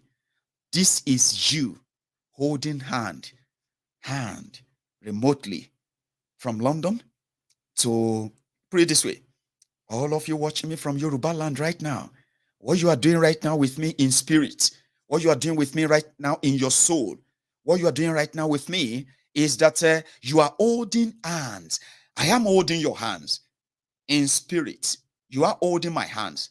And we are holding this network of hands all over the world right now in spirit. Telling ourselves that, yes, we can. Yes, we can. I believe. But if some of us drop the hands, then we'll break the chain. Once you break that chain of a unity and brotherhood, we are broken. For now, in spirit, can we hold hands now and say, Maiyegun, we are going to do this. We have to do this. Because that's what people tell me all the time. Maiyegun, we have to do this. Then you have to be prepared to be exactly what you want to see out there. In others, the failed people that you have seen in Yoruba land, outside Yoruba land, right? You want to be different, right? You want them to be different so that they can do something right. They won't. They will never change. You can then be that person. So hold hands now, because I'm going to call upon you soon. Yes, I'm going to call you. And you are going to answer, won't you? There's going to be a clarion call. Yoruba nation, we have a sacrifice to make. Every single of us, every single person of us, from every place you are right now, you have a sacrifice to make. And that sacrifice must be voluntary. It must come from your heart. It must be something that you are doing, not because you want to be praised, not because you want to be celebrated, not because you want to be rewarded, not because you want to stand out. It's because you want to see a difference. And it's because you are tired of complaining. What are we doing? Let's do something. Now you will do something. Yes, you will do something. And I'm going to ask you to do something, because you have asked me to chart a course and I've brought that back to you. So you are the success of this. If it doesn't succeed, we all fail. I've never been part of any failure, so to say.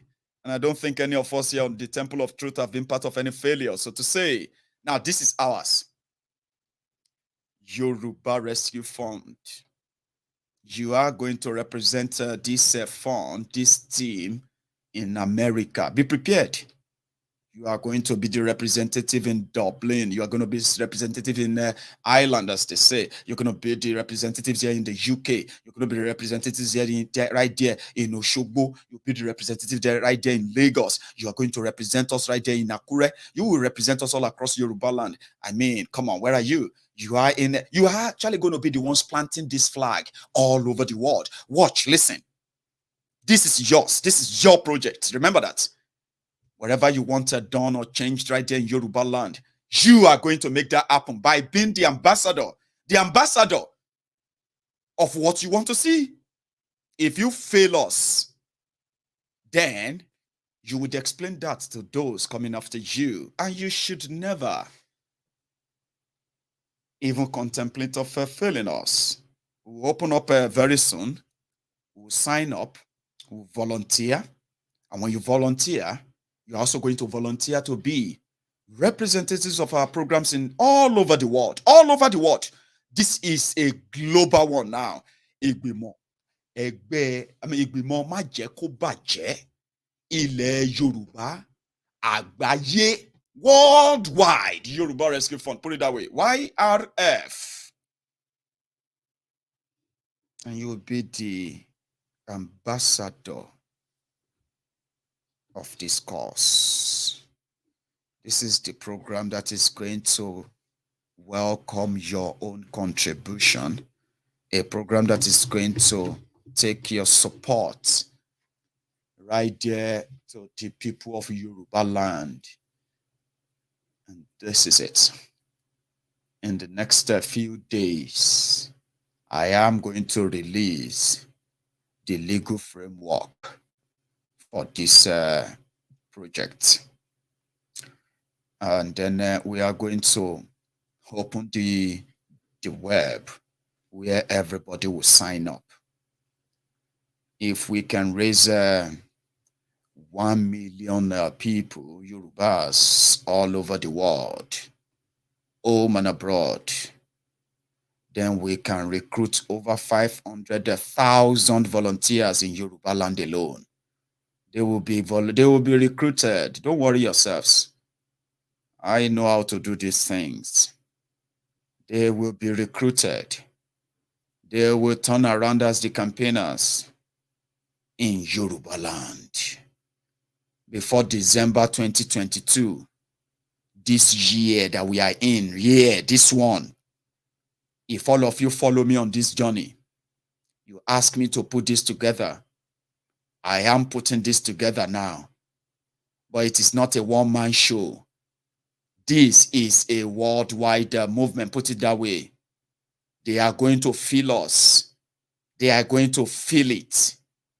You are going to meet them on the road. You're going to meet them in the market. You're going to meet us everywhere. You are going to have a motto. You are going to have a legal workbook. Every one of us will be able to say one or two things, if not 10 or more, why we need Yoruba nation. Now, if you are a writer, historian, if you are if you are somebody who can put together researches that you've done before, we are now going to have you all volunteer. We are going to discover all experts that we need: security, economy, policy formulation, lobbyists, and every other people who volunteer for so many things. Many of you are still going to also, when you join this, by the way, many of us are going to serve as Yoruba support groups for all of the Yoruba sons and daughters all over the world. If you have an issue with your immigration, if you have an issue with the government of the country you are living in, whatever your problem is, you can reach out to Yoruba Rescue Fund in your city. I want this. This is what I want us to have in mind. This is beyond just fund. All right? This is about responsibility. A global movement that will chart the reasons why Yorubas need Yoruba nation. And everywhere you see Yorubas, it will not be difficult to say, yeah, these people can have their own country. Seriously. Do you get that now? I want an average, and I want every Yoruba all over the world to have a straight dial number of Yoruba Rescue Fund team in their city when they have a problem, when they need help. I want a place where that can serve as a sanctuary for every Yoruba sons and daughters all over the world. So if you are volunteering and joining us, remember that you are joining a community of responsible people, and your expertise is going to be seriously needed. We will create the platform for that. We'll collect all the information that is needed.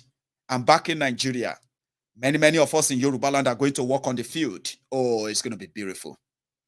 You are going to serve as officials of this fund. You are going to take this message down there to the grassroots, and this fund is going to be easier for us to really give help when it comes to the security. I don't like talking much about that because I don't want it to be like, oh, well, you know what I mean? But just have it in mind. There's nothing that this can't do, or what this team will not do probably does not exist when we become active. And that is why I'm saying it to you right now. If they succeed, it will be because you as a Yoruba man or woman, you want it to succeed. If it doesn't succeed, it is not because Maiyegun didn't do his job.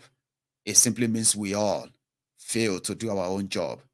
I'm doing my part now. When it is released, you have to do your part, and you have to do it religiously. You have to do it passionately. You have to do it patriotically. If you want to be exactly what you want to see in those people, then you know that's a responsibility that you must not joke with. I don't joke with mine, and I don't think you should with yours. So in this regard, I am saying this beforehand. This is not a one-man's project. In the coming days, I am going to begin to tell you, as your GO, the General Overseer of the Temple of Truth, the one that you have said that should be your shepherd in this cause.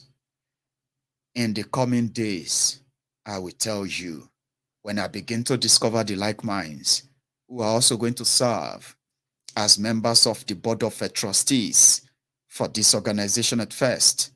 And like I told you, there is going to be a legal framework. Yeah, there's going to be what we call the mode of entry and the mode of exit.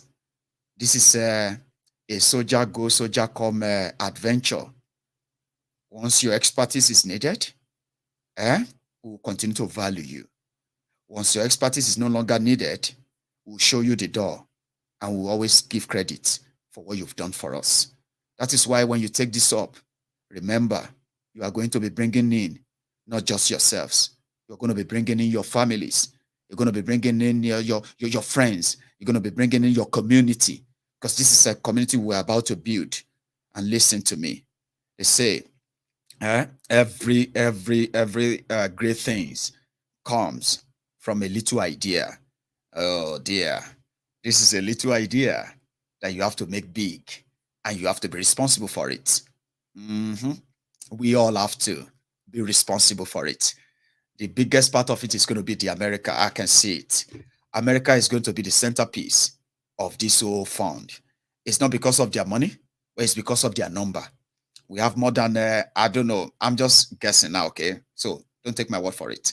I bet we have more than 2 million Yorubas in America alone, right? Maybe there are more, maybe 10, maybe more. I don't know. Or if they should be interested in this, of course, they will have their own, in America, you're going to have the American head of this movement. The North America, all that will be defined in this whole legal framework. So once we set up in the UK, we'll pass you the whole thing for every one of you all over the world.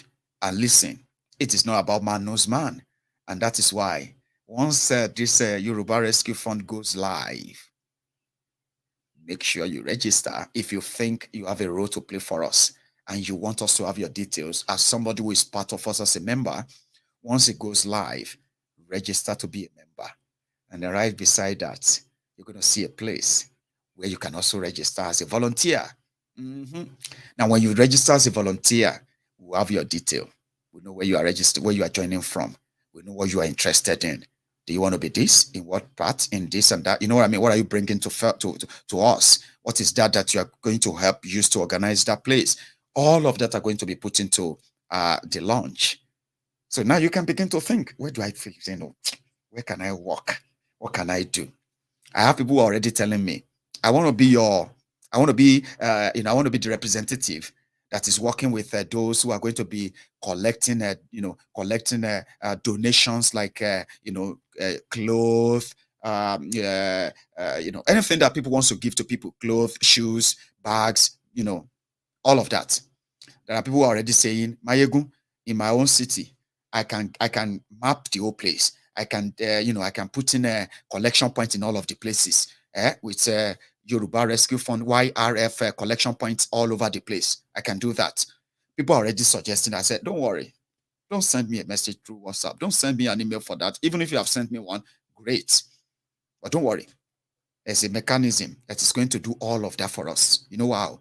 You are going to register as a member. Then you are going to also register as a volunteer. Then we are going to reach out to you and say, oh, hi, hello, ma. We got your message.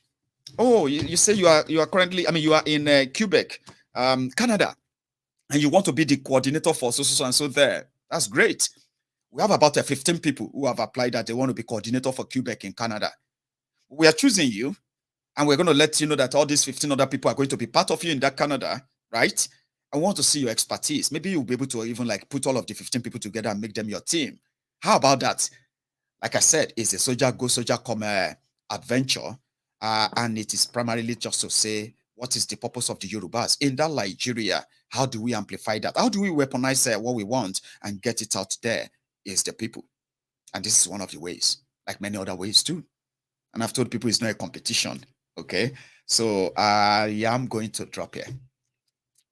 You can call in and be part of this. Okay. Which means that, I am going to take a quick break. Their June 12 democracy nonsense, you've seen what it is. Now we are not just going to sit back and just complain anymore. We're going to challenge a lot. And we will look forward to how much we're going to achieve that. It's up to us.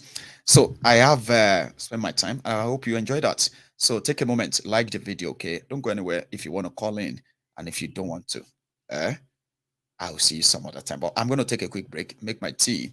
And when I get back, we'll continue from where we're stopping now, which is you can phone in and add your own voice to this. Until then, share the broadcast. Like it. Yes, like the video. Come on. I'll see you soon.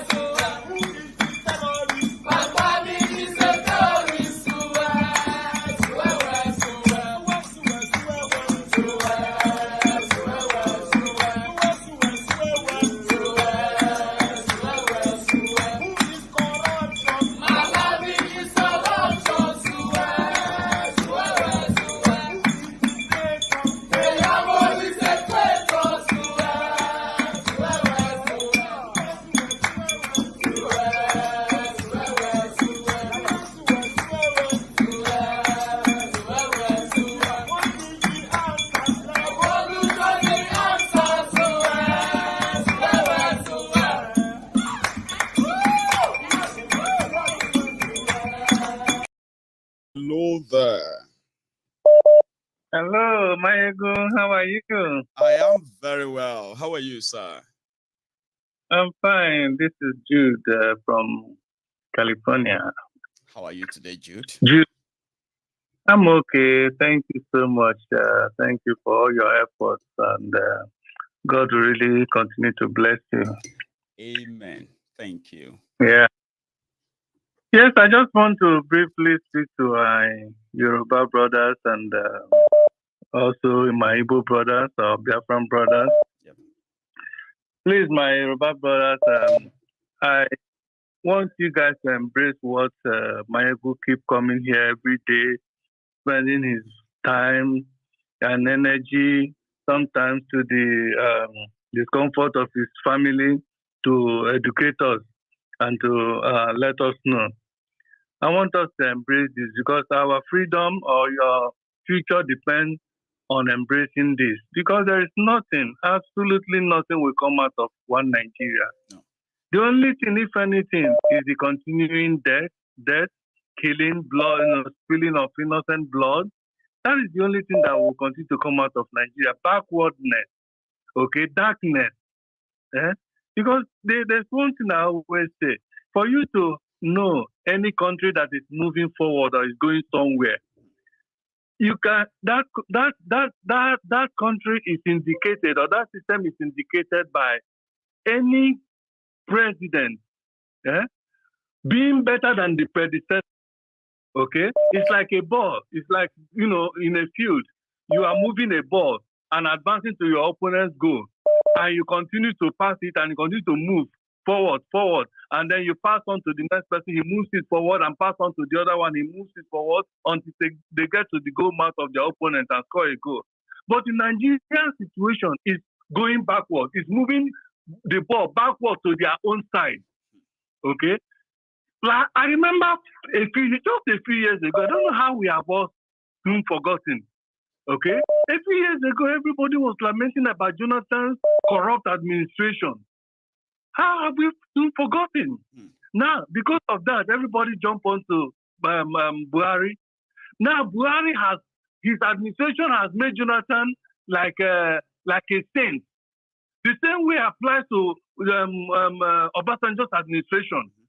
So which administration can you ever tell me that the predecessor or that the successor did better than the predecessor? People will soon miss Buhari. People will soon be missing Buhari too. Man, Buhari is even better. It's going to get worse. I'm telling you. So please, my dear brothers and sisters in Igbo land, in Yoruba land, everywhere, and other nationalities that is not this Fulani that have hold us to ransom. Let us embrace this. Let us embrace this message. Let us continue to preach it. The energy we are spending, the energy we are spending in this 2023 election. Imagine if we divert that energy. Imagine if we divert this adrenaline that is rushing everywhere among the youth all over Nigeria, campaigning for P2B, which is good anyway. I mean, on the side, it's good though. I've said it though. I like the fact that what they wanted, which they have said severally, is that they don't want this big system. Even though if we look deeper, you realize that they are just ignorant of so many things. But it's good. Exactly. Imagine if we divert it to fighting for various nations. Trust me, we will get this earlier than we expected. Hello, can you hear me? Yeah, I can see you. Yeah, one more thing I want to say. Please. Which of you, among everybody that is listening to me, both the Yoruba, the Igbos, any nationality in Nigeria, which of you, if you have a business, if you're an entrepreneur, a businessman, you have your company, you sincerely want somebody to be a leader, a managing director of that company, we hire Tinubu to be your managing director. Which of you, tell me, if you have a business and you want that business, you hire Tinubu to be your managing director. Yeah, those who answer you are those who have never run businesses, unfortunately. Real people who have run businesses, they will tell you straight away, no, never. I would never have a business put these guys in. Exactly. And which of you also will hire Atiku? Atiku that is a thief that made his money by stealing from Nigeria. Which of you will hire him to be your managing director? I'm sure the answer is no. Okay? Is it Tinubu that has stolen Lagos dry? then you give to manage your business. I'm sure in 6 months that business will fold up. He will steal everything and even steal you, who is the owner of the business. Okay, Peter Obi, yes, it appears as the best candidate now. But remember also, a few years ago, just a recent, during the time Atiku chose him as a running mate, okay? This guy said Atiku is his mentor, right? How can Atiku, who is a thief, be your mentor? And then you will tell me that, because there's a saying that says, show me your friend, or show me who you move with. Show me your friend, and I will tell you whom you are. Okay? Until P2B should come out to denounce that statement that Atiku is his mentor. Because a thief cannot be your mentor. A murderer cannot be your mentor. A jihadist cannot be your mentor. And you expect people like me with integrity, or people like Maiyegun, or people that sing the way we sing, to embrace you. It's not possible. Like it's not possible. Now, finally, let me tell Jude, I'm going to stop you. You know, Jude, your own finally can be like 5 times. Jude, I need to manage my time. It's good to okay, my brother. You, okay? Okay, thank you so much. Another time, yeah. Jude can say finally like 5 times. Like it will finish with this one, then it'll be like just one more thing. Then one more thing. So it's somebody who has a lot to share. Yeah. Hello. So I have another person on the line. Hello there. Yeah, good evening. Good evening, sir. I don't want to mention my name. Okay. And according to my email, you might see my picture and understand who I am. Yeah, but that's between me and you anyway. So yeah, you go on. Yeah, great stuff. Okay. Now, what I want to say is, with regards to the security of Yoruba land, I want to say a few things. Please. I looked at the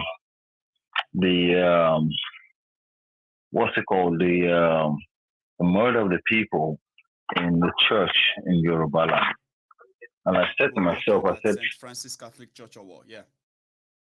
Yeah. And my brother, please, I need to ask you a question. Okay. Have our viewers, I would say our viewers, because you're not only one person, because it's me and you. Have we ever looked at the schematics of the church where they kill people and how it happened? Now, I looked at the schematics because my line, like Maiyegun will talk later on. I'm into security and I'm deep into that level. And when you ask for people to come up with security, I said, you know what, I'll look into it. And I look at the schematics. A lot of you like that on board, but it's not going to be like open like that, like we said. It's going to be something. No. Maiyegun, there is a police station from that church. In fact, okay, let me start from the beginning. Yeah. There are 3 churches within that area, massive churches. 2 of them are on the motorway. The church they struck was inside the town, and the 3 churches were within 1.5 miles square. And I asked myself, how did they get into the town and how they got out of the town? And there's a police station 19 minutes from that church. And nobody ever had a video or even a single image of how they murdered those people. Either when it was going on inside there or when they were leaving, something to catch on. Maiyegun, we are in trouble. It is my nature of work. Ìlú tí mo ti wá, jẹ́ n sọ lẹ́yìn Yorùbá. Ìlú tí mo ti wá. Bàbá mi pè mí lórí iṣẹ́ tí mò ń ṣe ní UK. Wọ́n dẹ̀ ké, ọmọ mi, wo ìlú yìí, báwo lè ṣe rí? I said, okay, Daddy, let me look into it. In my own town, Ogun State, mo ti wá. There are 16 entry points and exit points. And I capped it. And I said, Daddy, I can cap it. Nobody can enter this town without entering this point. I will drop it. My dad was like, how did you know? Daddy, when I come home for holiday in my hometown, I go around the town. and ask questions. The same way these terrorists asking questions of the town to ask them, who is the buyer of this Inu? I will gallantly say it as Yoruba people because it's who we are. Yes. I asked the same questions and I found out we have 16 entry points and exit points. Now, what I want to say is that if we as people in our different communities can ask and find out where people come in and leave our town, Maiyegun, gradually we will drop his people. Maiyegun, please, you can see my image. You know me. You know who I am. You don't have to. I'll tell you something before you continue, sir. You see, message Ezra Solale here, yeah? In my own book, you know me that doom because there are many people like yourself. So perfect wale. Okay. All right, so when we start what we are about to start, all of you, I'm just going to see everyone all together and say, wow, then we have a team. Like we can. Okay, Maiyegun, can I so as you are talking right now, there are people like you listening, and they're like, "Oh, I wish I could come in," and they are saying to themselves that I'm going to be part of this. And I love how you have actually dropped some few points, entry, exits. Okay, Maiyegun. So continue, Baba. Can I say something? Like for me, with regards to this, with what you're planning and the security detail, I want to be a forefront to it. I've seen massive stuff. And Maiyegun, this is between you and I. Yeah, people can hear me. What we will do after this, I guarantee you. You know, these Fulani people are scared. I know. Because why do you think Toshe Fulani to know the last minute? My brother. Okay. Last minute. Maiyegun, brother, let's migrate. I said in your program before that this is a religious war. You guys, everybody keeps deviating from it. Drop religion. Don't drop religion. It is a religious war. It is. Never forget that. It's the Muslims against the Christians. The Philistines against the Israelites. Let us bar that. Then we talk. I went to a school in your own hometown. And what I saw there back in the 80s, Maiyegun, I'm telling you from now, I've seen it. Maiyegun, let us talk later on. I will write you scripts and I'll tell you, Maiyegun, this is what I've seen. Keep in touch. People like yourself. What you do with it, Maiyegun, what you do with it, it's up to you. I know. I will put my portfolio and say, Maiyegun got tomorrow lily. Deal with it how you want to deal with it. But what I've seen, and I'm telling you, and I said tonight, most of my friends said, Maiyegun, they're coming in droves. I had a dream a couple of months ago, and I saw my hometown in flames. And I said, why? Yankee, bye Mori. This I don't mean land. But I knew where it was coming from and I saw it. I can't come home anymore. I know. Politically, I was born here. But I can't come home anymore. We will have to push back. That's one thing that those who are back there don't even understand, that some of us who are outside, we may feel safe, but we know we are not, because the worst part is that they are keeping us outside to perpetuate what they are doing. We are not going to stay outside. We will push back. And that's what we are doing now. We are now from outside pushing back and say, you're not going to lock us outside and say, you get that now. That's what they are doing. They are locking us out so that they can take over the entire place. And you and I can continue. Exactly. Now, can I say, before I go, you know that every time we say that, people are actually leaving the country. Who are the people leaving the country? The intellect. The best people that are leaving the country. Now, when everybody who are good leave the country, what happens? They now keep the remnants there. To take over. People have enlightened. We now have what we have. Thank you very much. And that is what I saw when the town was burning. And I said to myself, Maiyegun, you are a prophet. Maiyegun, don't sit to your alone. Please. Can I speak to you after this? You can see. You don't have to anymore. I told you, don't bother saying anymore. But I want you to stay closer. Okay. Please stay closer. And people like yourself watching me as well. I'm asking everybody to stay closer. We have a lot to do. On security details, Maiyegun, trust me, my brother. I will bring it home. I believe. All right, my brother. Bless you, sir. All right. Have a good one. Hold on. So let me take another call there. Hello there. Hello.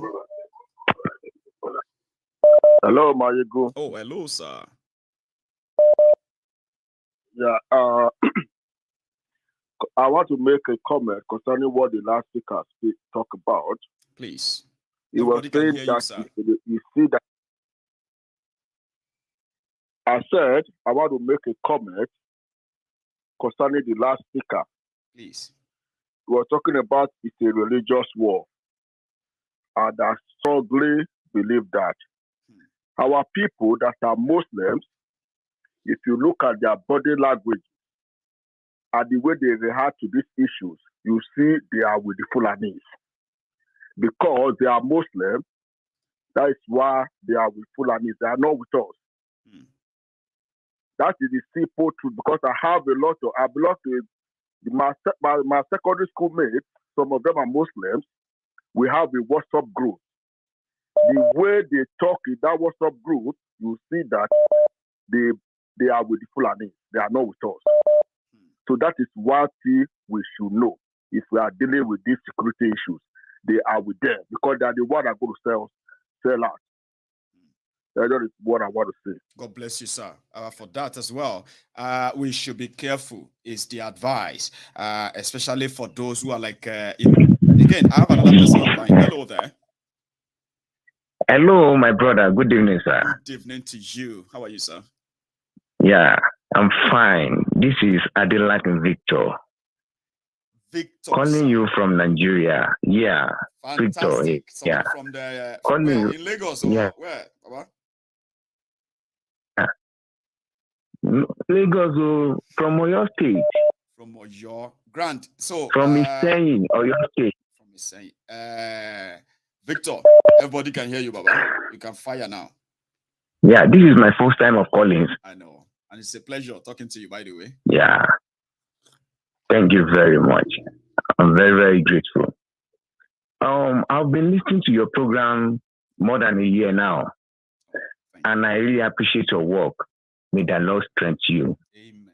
Thank you. You are my hero and you are my mentor. And I've been looking at you. I've been looking the way you are taking your role, the way you are taking your step to give us our country. May God bless you abundantly, my brother. Amen, sir. Thank you. Well, to cut my long story short, this is one of your guys directed to fight and directed to lay his life for the nation and for the generation coming. I really appreciate the opportunity I have tonight. Thank you.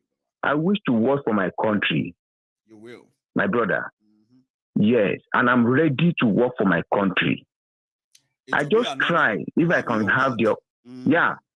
Yes, I'm ready and I will and I'm ready. I just try if I can have the opportunity tonight, and I really appreciate. And I have a very glorious gladness in my heart that I have the opportunity tonight. I'm glad you did. Well, and I'm happy to, no problem. This is because you know what? I wish to. I wish to. This is me. I feel like I'm speaking to a potential volunteer, a strong one indeed. Back on once we go online. So I am happy to be speaking to you too, and I hope I'm going to meet you soon as well when this whole thing comes together and all of us are beginning to see what we are doing. I will see you. This class we are together. I can't lie for you because you are doing a great job for us. We are looking at you because you are the one that is going to save us in Nigeria. Let me talk to you. My brother, wait, my brother, wait, my brother. I just in so Yoruba tiwantiwa. Èmi bí mo ṣe wà yìí bí mo ṣe ń bá yín sọ̀rọ̀, ọmọ Yorùbá ni mí. Ilẹ̀ Yorùbá náà bí mi sí. Ilé ni mo ti ka gbogbo ìwé mi, my brother. I know how much my parents spent on me when I was in school. I know what I passed through when I was in school. Because it disturbed me that I should come and join them. Oh, you are too fine. You are too this. I said, this is me. I have a great vision that my future is going to be bright. And I really happy when I met you. In fact, I was so glad. My brother, I need to go seriously. Need that to come across your program. Well, to cut my long story short, so that I can give my people to call into, the opportunity to call into. I'm ready to work for my nation, 100%. And if there is any way you can fix me, I'm ready to stop the rubbish government and the rubbish I'm saying. I'm ready to stop it now and start the work for the generation coming. Yes. And you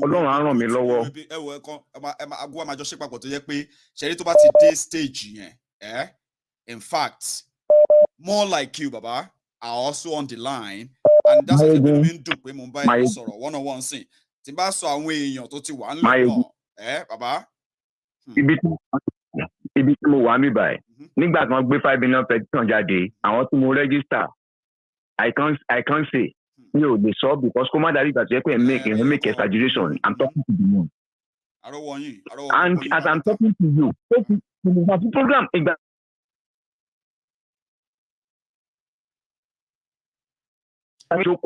But mo rí pariwo wa bẹ́ẹ̀ mo ní láti come in so that I will continue the program. My brother, we are ready for you. I'm talking in presence of my youth, of the youth in my town. I'm talking for you from Iseyin. I'm with you from Iseyin, or your state.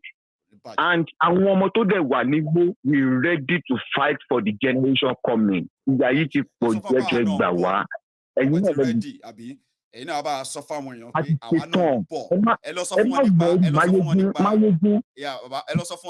YRF. Àti nǹkan tó ń gbé bọ̀. Àwa sọ fún wọn pé báwọn ṣe ready now, àwa náà ń bọ̀ adé tán. Maiyegun, nígbà tí wọ́n ṣe primary election Buhari, if you hear what I said, what I told my people, something is coming. There is going to be a very great and very fantastic something. In Kwayemi, you think much experience of it, but the little you are explaining it, they should explain it. In fact, the way Timoshin try to put it to my people here, Maiyegun, you will be very glad if you see the crowd I'm going to organize for the Yoruba nation. You will be very glad. But me, I don't expose myself. I just intentionally tell you my name. I don't expose myself. But don't worry, we're ready for you. Anytime you people want to come home,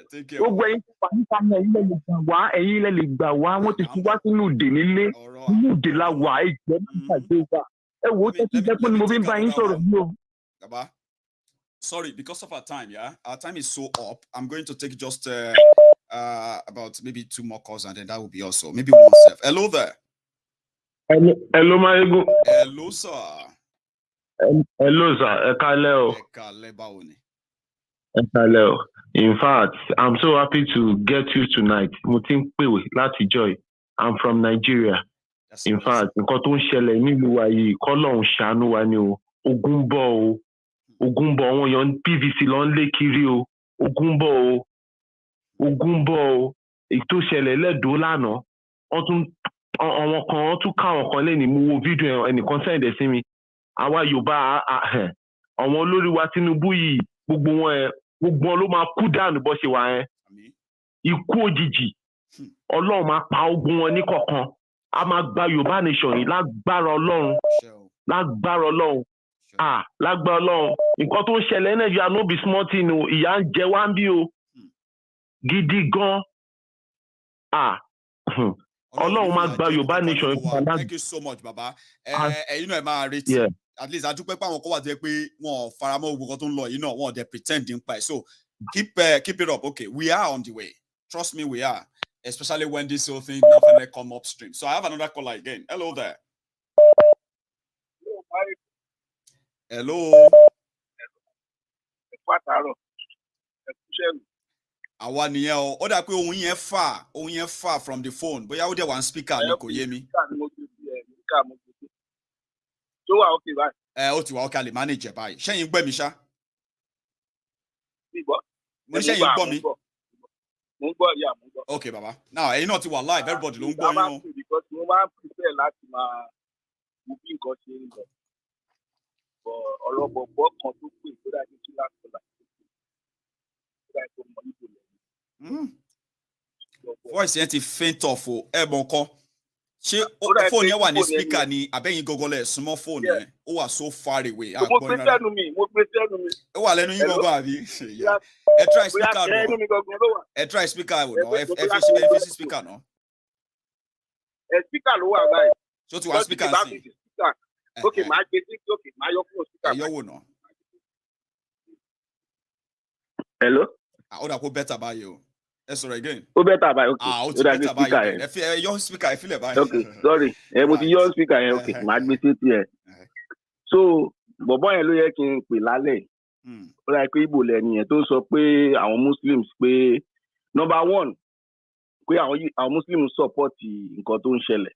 Ó ní WhatsApp group. Ẹni tó bá jẹ́ South mi ò mọ nǹkan tó ṣẹlẹ̀ níbẹ̀ yẹn mi ò mọ nǹkan tó ṣẹlẹ̀ but Southern Muslim tó bá support nǹkan tó ń ṣẹlẹ̀ á jẹ́ pé nìyẹn stupid.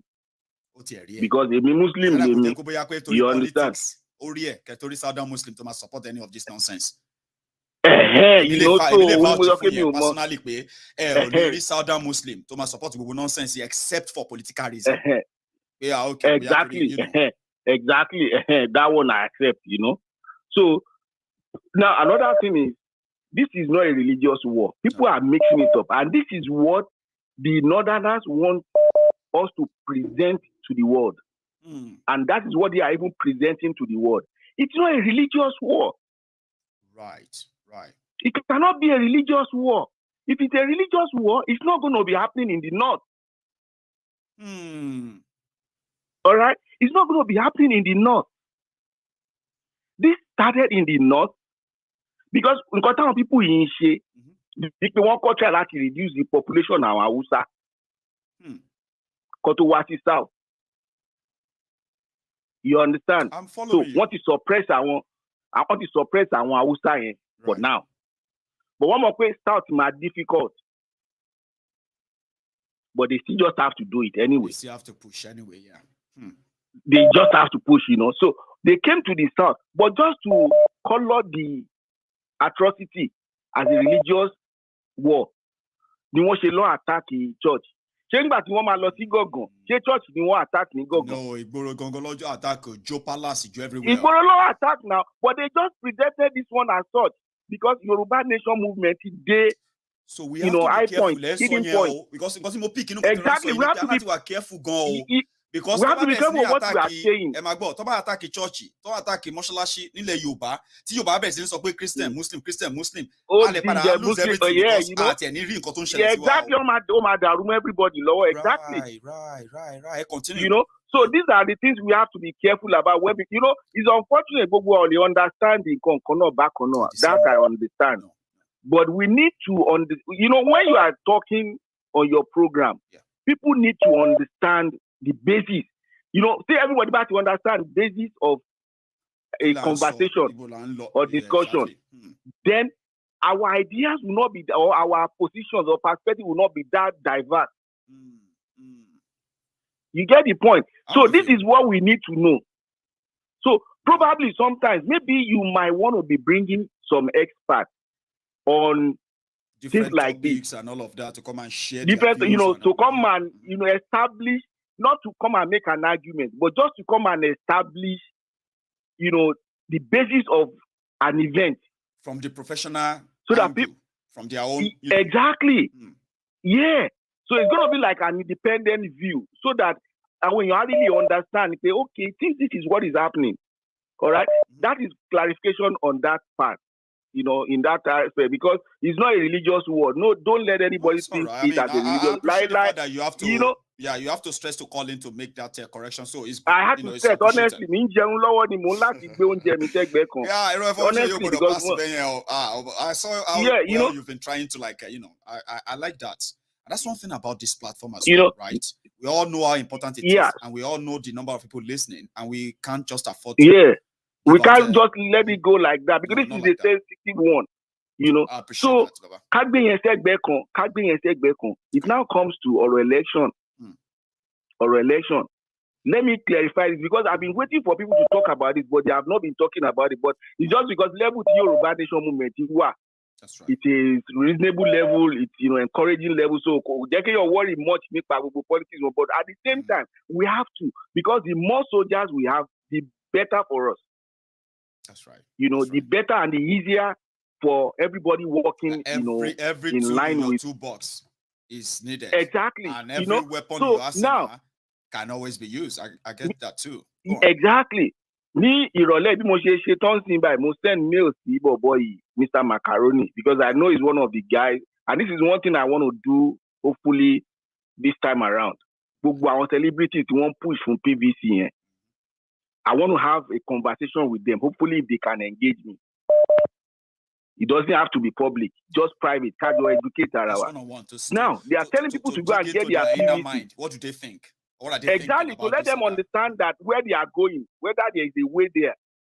You see, that day when I talked to you about Orobaba, Monique, look, I'm not advising you to take on what to do.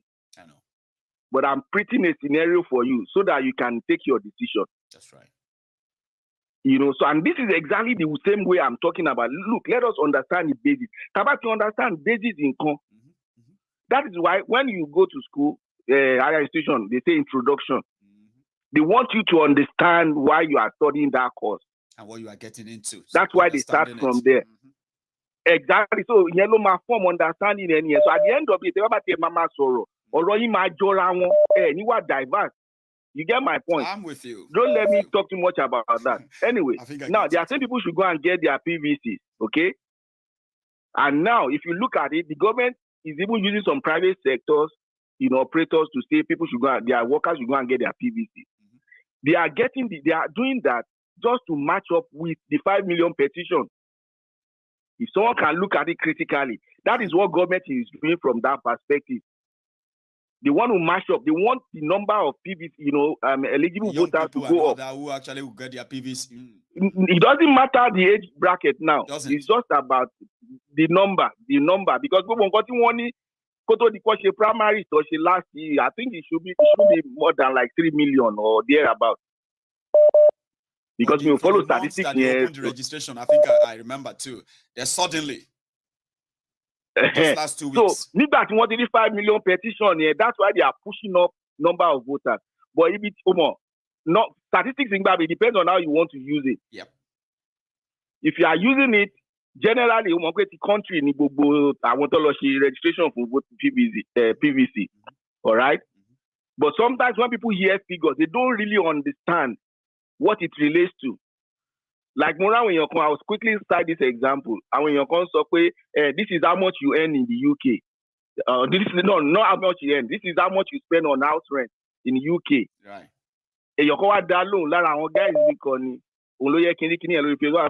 But this is what you earn. So it's about purchasing power. Or any to talk argument here, I to talking here, or relate here more Nigeria, to Sony Oshukoye, ni UK. Pay award in Nigeria. But he's not talking about how much you are earning, minimum wage in Nigeria, minimum wage in the UK. Exactly. So, but boy, I answer, and I was happy with the guy is a first class guy, so I love, so he's a brilliant guy. So, I appreciate it. Look at this is where they confuse people. Now, so the government is trying to push up the PVC population or eligible voter population. Now, Mr. Macaroni and all these celebrities are saying that people should go and get their PVCs. Fine, they should go and get it. But have they forgotten that they are only talking about electing president? They are saying go and vote, but they don't want to do with Macaroni is not talking about Peter Obi yet, but majority of them are going to go for Peter Obi eventually. And that is where they are. That's where the thing is going now. We know now. A majority of them are going to Obi last. Exactly. So, because they both bubbles one. In the sense that they are talking about president. No numbers here, Baba. No numbers here. Register. Go and register. Obi. So me, I want to make sure that by the time that we did December, a portion of that number, we have at the back of their mind that Yoruba nation is also important. You know that kind of thing. And then they will not be in their mind and say, should I just continue with this or I should just channel my energy to, you know what I mean? So that's our own target. And for them, we should bust the bubble at this point. It's better for us to bust it as early as possible. Because there's likelihood if a time to have a campaign in Nigeria, Yoruba Nation campaign, no mama law. And we need that population. Láti July, Laura. What the better Latin? What is June 12? June 12, you want guys, they make sense now. So, I mean, we need to win as much as others, and not even to win. And when you're calling a broker one on the fence, we need to make them realize why they should be on the fence. It is a multifaceted, because it is like a shooting from all cylinders.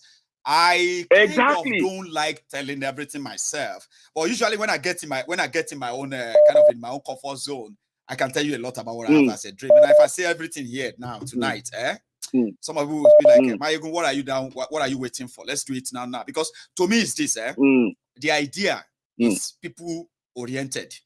It means that people need to get involved. The people need to do it before it can mean anything. Yeah, exactly. Now, to me, if people now get involved, and we're able to like infiltrate everywhere enough that suddenly, right, as they are shouting Obi, they are shouting Yoruba Nation enough to say, in fact, we don't want to, you know what I mean?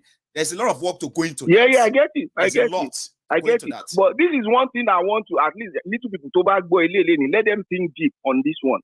Now, if you elect a president, let's say you elect Obi as the president, what about the senators? What about the House of Reps? Now, what about the Constitution? That's why I said that they are not addressing the real thing yet. They are getting. They are not addressing it exactly. So they are getting carried away with what they want. Go and use your vote. Go and use your PVC. Go and use your PVC. That's what they are shouting. But it's not going to end you anything at the end of the day. That is why the government is advertising PVC. And that is why. If you see the government. That is why we have decided that we will no longer sit and complain. We self could go there, of course, and enter them. Of course. As they are putting all this information in their faces, right? We have to do same. We have to engage them. We have to organize. We have to fund some of the beautiful things that young people love to engage in. You know, we'll exactly. No, I'm coming to what we are doing, but I just wanted to, I started from, honestly, I wouldn't have called because I know you are getting it right, and I know other people are talking sensible, Yeah. I know everything is going on okay on our side, all right? I know everything is going on okay, and I can listen to people. One thing I do is most times it's only when I get wrong impression or things that are not really well. That's when I like to call in to like correct that impression. So because I know there are better people than me, so why do I need to worry much? So it's only when I see that it's not happening the way I think, So that's why I'm calling in tonight. So I have to like touch on other things. Because this is one thing I was going to do this one in my own, in my own way. So I've sent a mail to Mr. Macaroni. I'm going to send to some of these guys, like small doctor because I won't tell you how I'm sick. But look, I know that Mr. Macaroni is a sensible guy. First, he's going to be a sensible guy. So I want to talk with these kind of guys at the background that look, if you push people someone to the presidency, you are not talking about the Constitution. You are not talking about the Senate, you are not talking about the House of Reps.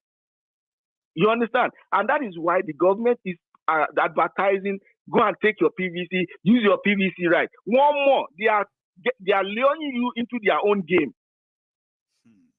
On fire, you want to game money because they know they can easily beat you in it. Yes.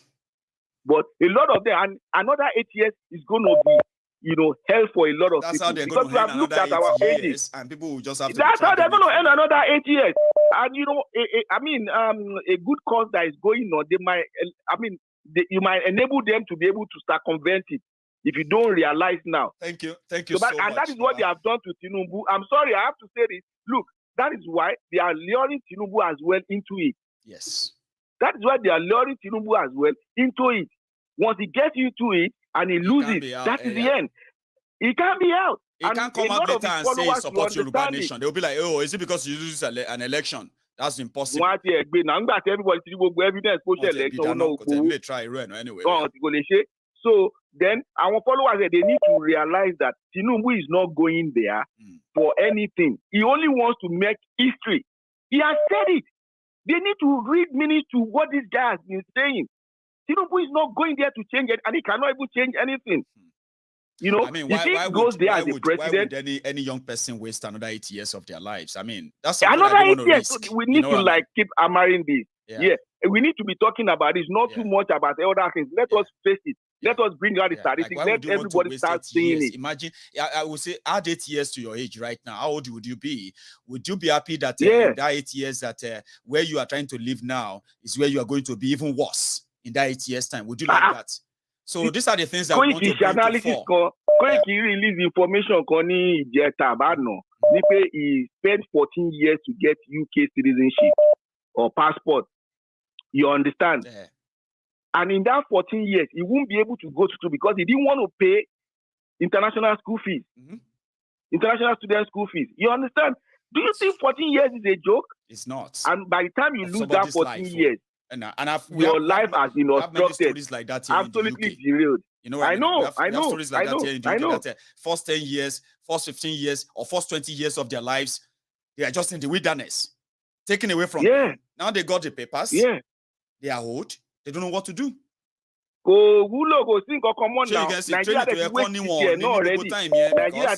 Already. So why would any time matter go? If let me allow other people to.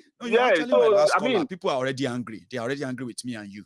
I'm so sorry. No, I have to. I apologize to them. I don't really like to call, but honestly, it's because I just wanted to. I told you that I might not call again.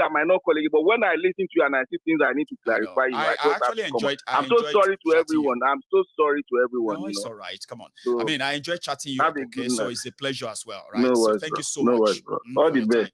Stay safe, Baba. Have a good one. So my time is up. I know everybody wants. They feel like, oh, Maiyegun, why would you just? It's like forever. I know. Sometimes a conversation like that is not just between me and the caller. It's pretty much like what we are talking about there can really, have a take on you too, because we're not just talking. We're talking about things, and as it is, I appreciate everybody who took their time with me tonight. I really, really do. And to my friend who gave me the super chat earlier, I missed it, but I saw it. So thank you. However, to every one of you who have managed to also like, share, and even subscribe on Maiyegun's Diary Political, I say thank you. So this is what we're going to do the curtains, okay? I'm going to see some other time. If you are just joining me, remember, you can watch this program from the start again. It's quite interesting. I believe I did quite well, didn't I? I think I did. I managed to say some few good things there for you can really love. Okay, things that can get you thinking as well. And when you manage to think enough, maybe you will join us. And I would love to see that. Seriously, I would. And this is my time. I'll see you some other time. So good night, everyone.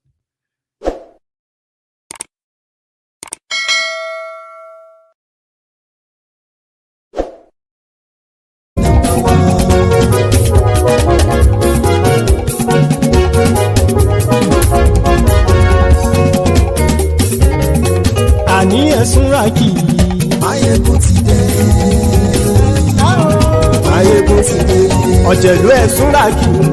Maiyegun ti dé. Àní ẹ̀ Súnrakì. Maiyegun ti dé. Lórí Facebook. Maiyegun ti dé. Àní ẹ̀ Súnrakì. Maiyegun ti dé. Lórí YouTube. Maiyegun ti dé. Àní ẹ̀ Súnrakì. Maiyegun ti dé. Bọ́ bàbá gbé wúrẹ́. Maiyegun máa bí. Àní ẹ̀ Súnrakì. Maiyegun ti dé.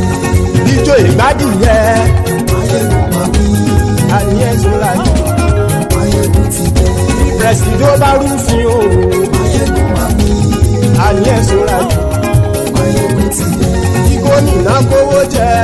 Maiyegun máa bí. Àní ẹ̀ Súnrakì. Maiyegun ti dé. Ọlọ́pàá ti ń darí bá. Maiyegun máa bí. Àní ẹ̀ Súnrakì. Maiyegun ti dé. Aṣòfin tí ń rúfin o. Maiyegun máa bí. Àní ẹ̀ Súnrakì. Maiyegun ti dé. Òkúra olóṣèlú. Maiyegun máa bí. Àní ẹ̀ Súnrakì. Maiyegun ti dé. Ọ̀jẹ̀lú ẹ̀ Súnrakì. Maiyegun ti dé. Àní ẹ̀ Súnrakì. Maiyegun ti dé.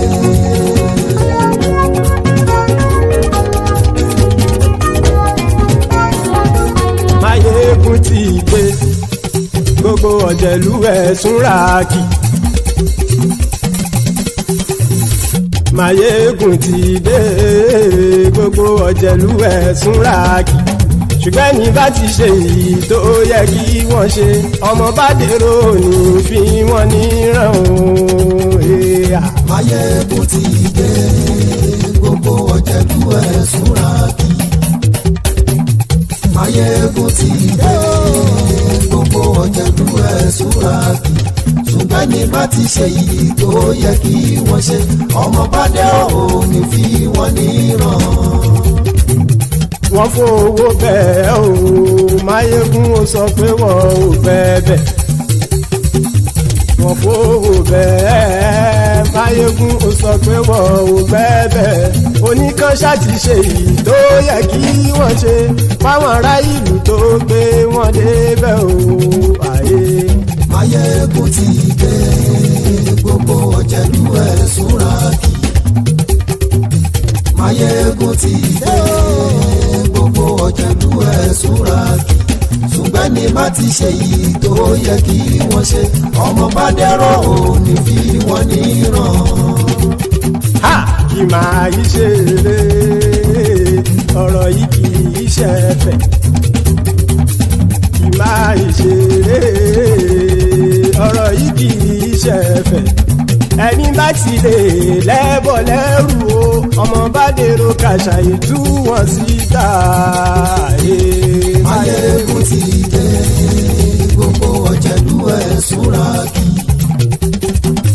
Maiyegun ti dé gbogbo ọ̀jẹ̀lú ẹ̀ súnra kì ṣùgbọ́n ní bá ti ṣe yìí tó yẹ kí wọ́n ṣe ọmọ bá dẹ́rọ̀ ò ní fi wọ́n níran. tẹnitẹni ọmọ Maiyegun ọ̀rẹ́ ara ìlú mọ̀mọ́ ni mo fọlọ́run sọ ẹ̀ bá kìlẹ́bù lóòótọ́ olódodo ìlú ọ̀tá ìlú mọ̀mọ́ ni ìwọ ṣá máa ń ṣọ́ra kò sì mọ́ bẹ̀rù bọ́tà ń lé ibo níṣègùn lé káwọn mọ̀mọ́ fi ṣera wọn ni ó ti dẹ̀rùn tí wọn ò gbọ́dọ̀ sì mọ́ bẹ̀. èèpo ọ̀bọ lọmọ bá dérò tàjẹ́ ò gbọ́dọ̀ jẹ́ ó ti jọba lórí àbínú ẹni kò sì mọ́ bùyà àìsíwọ́lu ní ẹnìkẹ́ ìgbódì ẹyin lábàrá o ó kó ẹni tó bá dán wò á kàmù. Maiyegun ti dé gbogbo ọ̀jẹ̀lú ẹ̀ túnra kì. Maiyegun ti dé gbogbo ọ̀jẹ̀lú ẹ̀ túnra kì o ẹni bá ti ṣe yìí tó yẹ kí wọ́n ṣe ọmọ bá dèrò òní fi wọ́n níran o. Maiyegun ti dé gbogbo ọ̀jẹ̀lú ẹ̀ súnra kì.